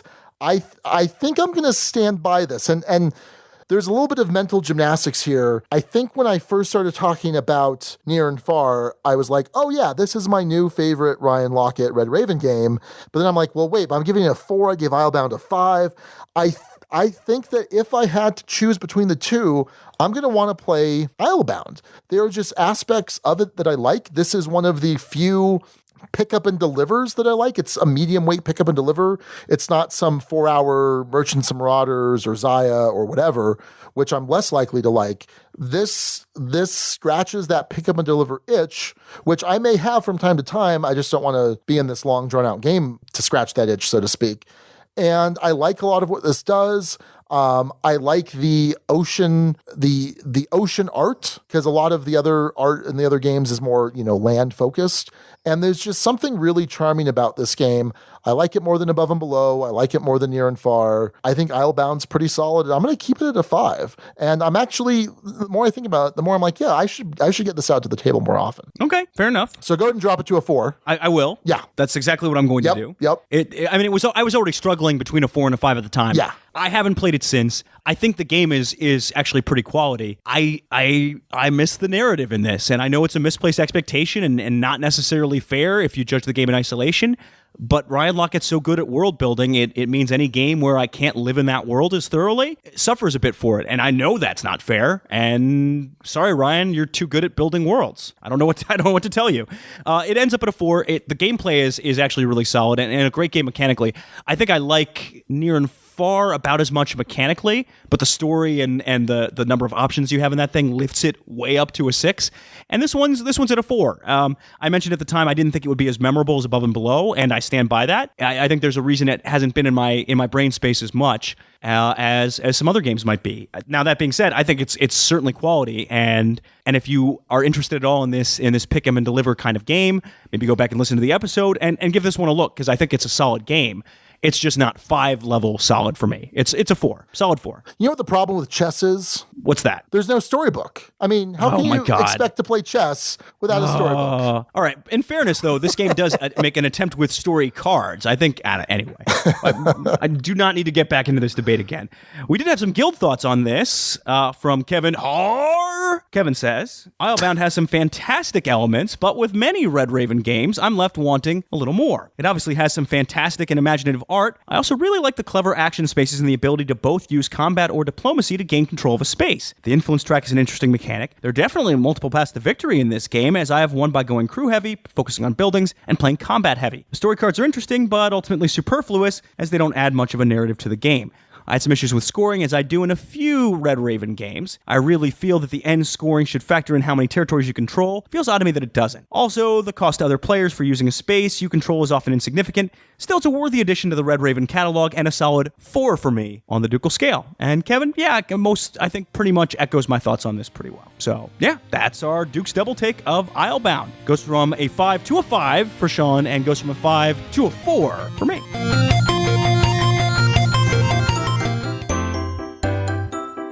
So, Alex. Yes, Sean? What do a rat, a fox, and a sheep all have in common? I don't know, because we don't know what the fox says, but we have a pretty good sense of the other two. What does a rat say? They go, Yeah. or like, Yeah, that sounds... No, I liked your second one. Yeah. that's a rat? Yeah, good enough. What's a sheep say? Bah. Okay. Come on now. But they're also all mammals. But that's not the point. Yeah. They're Not at all. They're actually all brand new movement cards in the expansion for Arcane Wonders Onitama Sensei's Path. Ooh. Yeah.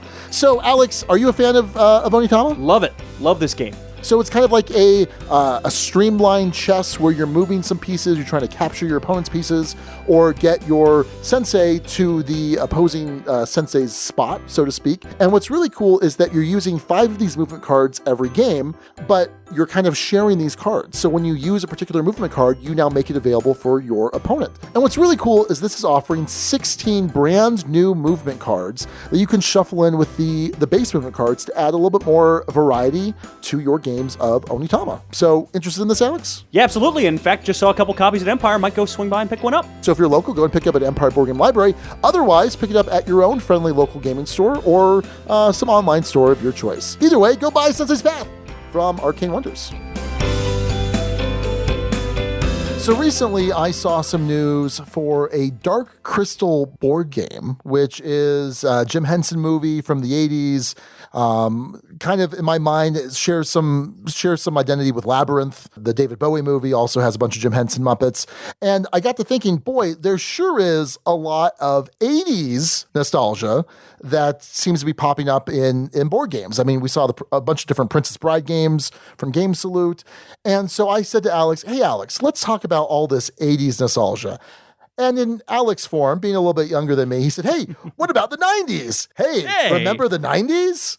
So we opened this up to the guild and we said, all right, let's talk about all the different 80s and 90s nostalgia that is kind of coming out. What do you want to see in a board game, and kind of what mechanics might it have? What would that board game look like? So what kind of stuff is out there? So Alex, if you had to pick 80s or 90s nostalgia, what is some IP that you want to see a board game company come out with? Maybe a company like Gray Fox. You can make this happen, Alex. Who are those guys? I don't know who those guys are. So, Sean, what immediately came to my mind, as I did no preparation whatsoever on this, despite the fact that I posted the thread. I have not thought about this up until this very moment. Excellent. So it immediately struck me, which is typical me, is Legends of the Hidden Temple, the Nickelodeon show, which any 90s kid out there who's listening to this is hopefully shaking their head vigorously. Yes, please make this a board game. I'm not sure exactly how. I think you'd have a randomized selection of different mini games, possibly dexterity mini games that would come included, with a trivia section right before that. I don't know if it would have team elimination like the Legends of the Hidden Temple did. So on that show, you would start with 8 teams, and then they'd cut it down to 4 after a physical challenge, and then they cut it down to 2 after a trivia section, and then they cut it down to 1 after more physical challenge types of things. And I don't think you would do that so successfully with a board game, though that could be interesting. I think you would have something where you score points on this one game everyone plays, then you have a trivia section for some reason, and then you have a number of temple mini games. I've heard that when they did the Price is Right game, the board game, they discussed this on Flip the Table. They did a pretty good job of having a bunch of different mini games that all fit and work together. I think that could work. I think the temple run at the end is the trickier part. I don't know exactly how you handle that. Basically, one team, for folks who didn't know the show, would send a crew into the temple to go find some lost artifact they were talking about for the week. Try not to be grabbed by temple guards on the way. Now, what you could do is you could have a cooperative temple run kind of thing just on that section of Legends of the Hidden Temple. But as you can tell, I haven't fleshed this out all that much. I just think that would be really cool. And I dig that license. So Legends of the Hidden Temple, that would be my suggestion. Sean Ramirez, I'm sure you have 20 things on your list. What are a few of them? No, not 20. Just a couple. So I used to love growing up the A-Team, and I remember watching the A-Team when it first came out. I remember watching it later in the 90s when it was in reruns. I think it was on FX. Like before FX had a bunch of original programming, I think they had like A-Team and Wonder Woman and Greatest American Hero and things like that. I loved the A-Team, and it's so cheesy, it's so campy. The music, it's all sorts of terrible, but I loved it, and I'd sit down and watch an episode right now. So there actually was an A-Team board game that came out in 1984. I know nothing about it, but I'm sure it's terrible. But of course, I think what an A-team board game would be is some sort of cooperative game. You are the different members of the A-team. You're, your Hannibal, your Face, your, Mr. T. What's his name? B.A. Baracus. Come on now. Baracus. I haven't even seen the show and I knew that. Remembered like a half second after I said, what's his name? Chill. No. Everyone just relax. Not good enough. Okay. So anyway, it's a cooperative game. You take on the role of these characters, and they each have their own special abilities, and some type of like Dead of Winter style game. Although there's not necessarily a trader mechanic. Although wait a minute, maybe there is. Interesting. Okay, yeah. Sean, wait. I've pulled up details of this on Board Game Geek. Okay. I'm going to have you make a couple of guesses at things and see how close you get.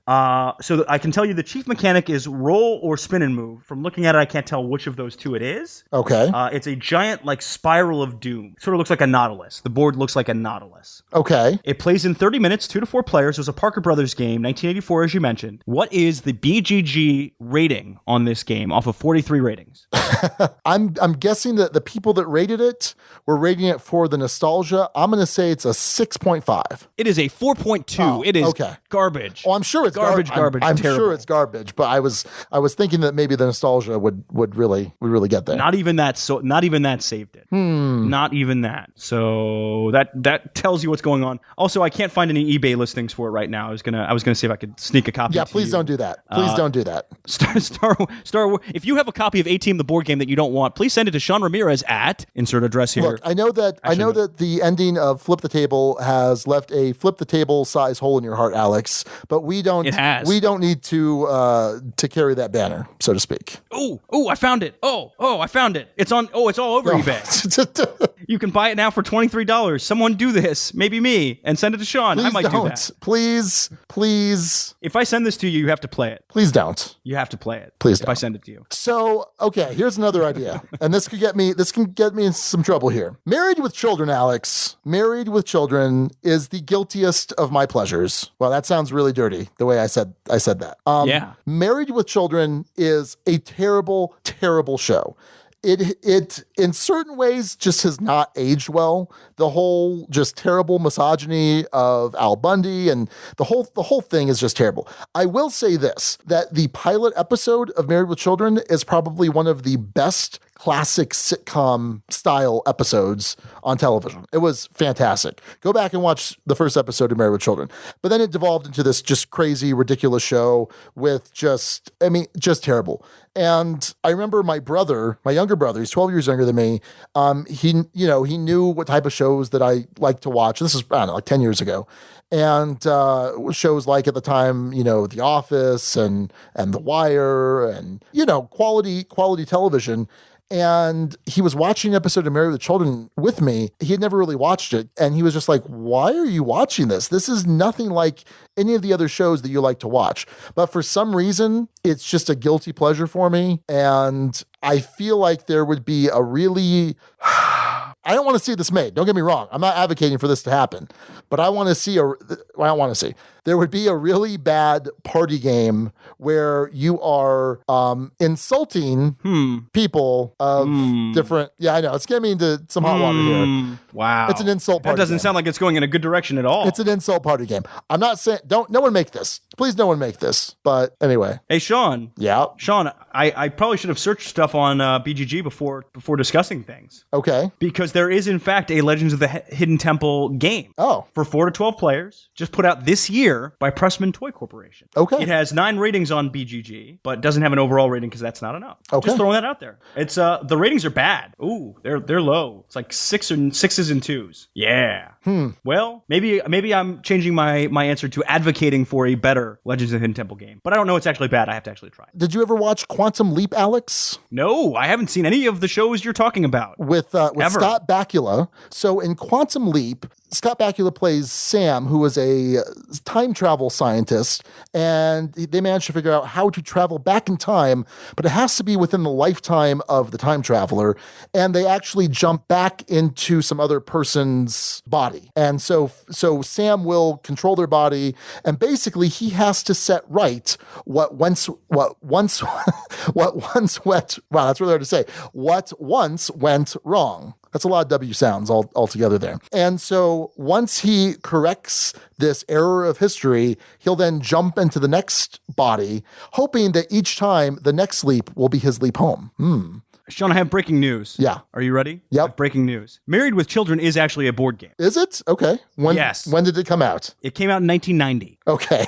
I'm sure it's great. It's titled Married with Children, Act Like, Think Like, Be Like a Bundy. Oh, that's kind of what I was pitching. And here's the description. What would you do if you were Al? How would you scheme if you were Bud? Can you walk like Peggy? Think like Kelly? Bark like Buck the dog? Do you have what it takes to be a Bundy? Players working in teams or alone compete for Bundy awards by answering hilarious questions like Al, Peg, Bud, Kelly, Marcy, and even Buck the dog would. So I kind of want to play that. Let me see. I'm gonna do it in the eBay search while you finish talking about Quantum Leap, a show I also haven't seen. Okay, so anyway, Quantum Leap, loved the show. One of the worst series endings. Not going to say what, but just one of the absolute worst. But I think there's almost a Time Stories element to a Quantum Leap game. And I think there could be, I wonder if you could almost do a Time Stories module that's like Quantum Leap, but it's more, well, maybe not a module, but like an extended Time Stories plugin that has maybe shorter, maybe that's the key, is having shorter modules. And so you buy an expansion and it's like five different modules that represent these different leaps of Sam. Also, anyone out there ever hold their smartphone, their iPhone, whatever, and ever bang the side of their iPhone or smartphone when it's not working and it reminds you of being Al from Quantum Leap? Anybody out there? Anybody? No? You don't know what I'm talking about, Alex. It's fine. Hey, Sean, there's another game out there called Quantum Leap. Oh, all right. Well, it's an abstract. It has nothing to do with the TV show, I don't think, but it's an abstract. Okay. All right. Yep. Also, breaking news on the eBay search. More than two, at least two listings for Married with Children, the board game. One $23.95 with free shipping, another one $12 at Buy It Now. Both of them have some wear on the box. The $12, yeah, it's about the same. They're both about $23, Sean. So you can go on eBay and buy that now if you so desire. Wonderful. Simply Are you going to do so? Wonderful. So, Alex, I'm calling your bluff. Were there any? Were there any thoughts over in the guild? There were quite a few, but Sean, are you going to buy this game? No, I'm not going to buy it. Commitment. I might buy it. What? I might buy it. You should buy it. I might buy it. This is your childhood you're talking about. Well, or adulthood. Some hood for you. It's yeah, we'll see. Anyway, all right. Yes, we had a number of thoughts on the guild, which I'm pulling up at the moment. Hey, Jimmy DM90 says I would pay the medium bucks for a good Back to the Future game. So there was a Back to the Future Chrononauts. Chrononauts is a fine game, but yeah, I love Back to the Future. It's such a solid movie. I definitely play that, and I'm wondering if it would again be some kind of Time Stories-ish game. Also, Jimmy had the best answer of everyone, which is for Clue the movie to be somehow made into a board game of some kind. Yeah, clever. I don't know. Clever, nice job. He thinks Fantasy Flight would be the nice publisher for that, which that would be hilarious. Clue the movie, the game. Wow, from Fantasy Flight. There's all sorts of problems there. All sorts. Jeff Dial wants to know if you can go back to the 70s to go with Dukes of Hazzard in board game form. John? Well, I like Dukes. Okay, well, don't know about the Confederate battle flag though, but I had a lot of fun as a kid watching Dukes of Hazzard though, you know? Quite literally every show we've discussed except for the one I mentioned, I have not seen a single episode of at this point. I've seen Clue the movie, I've seen Back to the Future, to be clear, but in terms of the TV shows, nope. Haven't done it. I gotta tell you, these like hour-long cheesy dramas with like just stupid action, they were awesome. They were just awesome. Chris Whitpan mentioned a whole bunch of things. I'm going to read them off for you, Sean. Rockford Files-based detective game. Okay. Fantasy Island set like Mansions of Madness. Star Blazers mission-based game. A show called Centurions I used to like. Airwolf. That's the long list. Star Blazers got someone's attention. Striker J hopped in with this. I don't know Star Blazers. Do you know Star Blazers? I actually don't know Star Blazers, so there's the first stump for Sean. What about Rockford Files? Yeah, no, I've probably seen a handful of episodes of Rockford Files. Yeah. I will say Airwolf, though. Airwolf was the most confusing show to me. I feel like I never sat down and watched an episode of Airwolf in its entirety. I would just catch bits and pieces. And any show with Ernest Borgnine is kind of weird. He's cool. I like him, but it's always a little weird. But it's cool helicopters. These cool, like, stealth high-tech helicopters. It's pretty cool. So Josh, aka Ocean Gur, hops in with a serious comment, but I'm gonna read the serious comment after I read the other one, which was, how about a MacGyver-themed series of escape room games? Yes, that sounds so cool. So cool. So I remember, did you ever watch MacGyver? No. Why am I asking? So I've seen MacGruber on SNL. I remember trying to do MacGyver-ish stuff as a kid. Like I'd see it and I'd try and replicate it. Like there should have been a big, like, do not try this at home. Nothing ever worked out. There might have been some electrical shortages that occurred. But yeah, I used to love MacGyver, how we basically turned like a paperclip, a wad of gum into a self-propelled rocket somehow. MacGruber, making life-saving inventions out of household materials. MacGruber. You really pulled that together in the end there, Alex. Good job. It took a bit. Yeah, it wasn't great. I'm going to go back to his more serious comment, which was, a note to game developers, please do not just slap a license on mediocre game in order to sell it for nostalgia. There's been a trend of this recently. There are some great games based on a license, like, of course, the poster child Battlestar Galactica, Sons of Anarchy, and a few others, but they stand out because they are the exceptions. I don't want to buy a game that has spent all of its budget on pretty minis and artwork if the mechanics just aren't there. I will feel ripped off. Yeah, I think that's definitely fair. I mean, at this point, we need good games, not just some crappy games with licenses. That's what the 80s and 90s were for, and even, the early 2000s. We already talked about a couple games like the 84 A-Team or the 1990 Married with Children, which probably aren't very good. But yeah, I think that at this point, at least in the hobby market, the hobby gamers, we've become a lot more discerning and have a much higher standard for sure. Chris Graves brings up $6 Million Man, as well as Bionic Man or Bionic Woman. Well, and keep in mind, he's asking to include 70s nostalgia there too, because those are 70s. There were some TV movies, so it's fine. Well, yeah. Oh, that's fine. No, it is fine. It is fine. I'm just being clear. I'm just laying it out there. Your mama, SD Donkey, brings up a legit Legend of Zelda game that actually feels like a Legend of Zelda, which says the Tiny Epic Quest is a nice homage, but doesn't quite get across the feel of a Zelda game, which I agree with. So that's a possibility, and also Metroid-themed games.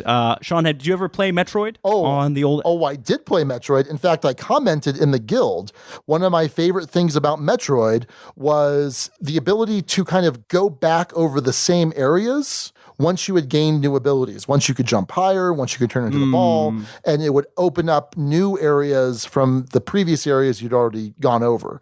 And so I think if you were to have a Metroid-style game, it would be something where you're going, and I don't know how you would pull this off exactly, but you're going back over and over the same areas of the board, but you can do different things in different areas once you get certain upgrades. So I loved Metroid. Oh, man, I should find an emulator and play Metroid. Last one I'm going to bring up. SD Donkey, your mama, brings up Boy Band Throwdown. So you get a bunch of boy bands. Either you get the licenses or you have versions like Main Street Boys, 108 Degrees, or Outsync. You're supposed to do marketing tours, CD sales, performance, etc. I bet Feld could make a great point salad game out of this. Can you imagine that? Like Stefan Feld's boy band game? I can't imagine, in fact. I'm a little horrified to even think about it. That would be actually pretty amazing. And I think that would be amazing. And by the way, that was jumping off of Kyle Kelly's idea to be a manager running boy bands there. Let's give credit where credit's due, Alex. Oh, yeah, I just noticed that. Sorry, Kyle. Well, you know what, Kyle? You got an episode title in there, so yeah, don't feel too bad. Anyway, so yeah, that's 80s and 90s nostalgia. There's certainly a lot of well-trodden ground out there that could be turned into good board games, though the stuff that we all brought up pretty much was already turned into board games already. We're just looking for maybe better versions of it, hopefully. Okay, real quick, Alex. We're going to do a lightning round. Have you or have you not seen episodes of these shows? Real quick. We're going to go really quick. Okay, ready? Let's do it. Alf. Nope. Cheers. No. Miami Vice. No. Night Court. Nope. Who's the Boss? Nope. The answer is Mona. Family Ties. No. Magnum PI. No. Really? Wait, say that last one? Magnum PI. No. Knight Rider. No. Growing Pains. No. Golden Girls. Yes, one episode. Hill Street Blues. No. Cagney and Lacey. No. Moonlighting. No. Oh, man. Murphy Brown. No. Newhart. No. Punky Brewster. No. Charles in Charge. Yes, you must have. No. Really? Okay. Nope. All right. I figured you would have. St. Elsewhere. Nope. LA Law. No. Silver Spoons. No. Wow. We have led, Okay, well, we have led was... very different lives, you and I. I could name. Hang on, I'm off the top of my head. I'm going to go 90s Nickelodeon game shows. Oh. You tell me if you've seen them or not. Legend of the Hidden Temple. I'm going to give a standing answer of no, but go on. Okay. Double Dare. Yeah. Okay. Well, then That's 80s one. too. It was both. Figure it out. No. Kablam. Oh, yeah, Kablam wasn't a game show. Nick Arcade. I'm not reading off No? the list. I'm getting this on my head. Oh, good. Was that a no? No. Wild and Crazy Kids. Yes. That's okay. That's decent. Global Guts. No. I've run out of game shows. Okay, excellent. Google's your friend, right? Yeah, I could have done that, but I was trying to impress you with my brain power. Oh, I'm so impressed right now. Yeah, I can tell you're definitely not. Oh, let's wrap this thing up, Sean. How about the rest of the top 6? Yes, indeed. So we have The Wood Old Days from Steve O'Rourke, the name father. My arch rival and nemesis. Jimmy DM90 with Walk This Plank, Talk This Plank. Okay. Yep. Ron Graves suggested The Old Lumberjack in the Sea. Hemingway? No. Who wrote? Yeah. Yeah, Hemingway. Yes, Old Man in the Sea. absolutely Okay. Hemingway. Okay. Also the name of a magic card. But yeah, Old Lumberjack in the Sea. The Old Lumberjack in the Sea has 2/2 and trample. No, it was actually a blue card. I think it was like a 3/1. I forget what it did. It's from. I think it's from Antiquities. Why did I open this Pandora's box? It's from Why did I Antiquities or open Legends. I think it's from Antiquities. Neil Hoffman with the clear runner-up this week, I think. Shiver Me Timbers. That was a good name, Neil, and it was real sure close. Is. Yeah. No, we kind of did a schwazi, but we did a long-distance schwazi, which was odd and even. And then we realized, wait, we were both voting for the same thing. So, but yeah, Shiver Me Timbers, very close second. Obviously, the pirate theme, and then timbers are, you're cutting down timber. So, perfect. And then finally, And it's a Kesha reference. okay. Because we discussed Kesha on this, obviously. We've got, Kesha and Ben Folds are actually really good friends. That is entirely true. Seriously. Hey, we found the connection. I'm serious. It really Good job. is. You took my absolute nonsense and you turned it into something. Good job, I mean Sean. it. They're really good friends. I believe you. And then finally, it's true. It sounds weird. It sounds like I totally made it up, but it's true. Kesha, Ben Folds, really good friends. Anyway, Brian Weiss suggested Choppy Seas. Again, I think that was a close runner-up as well. That's a bronze medalist this week for sure. You're chopping up the wood, right? And Choppy Seas for Islebound. So solid effort all over in the guild to name this episode 159. Can I say that a good board game title would be Choppy Seas, Choppy Trees? Sure, why not? It would be about mermaid lumberjacks, Berberjacks. Okay. No? Wouldn't it just be Merjacks? Oh, that's actually much better. I don't know why I added the extra syllable.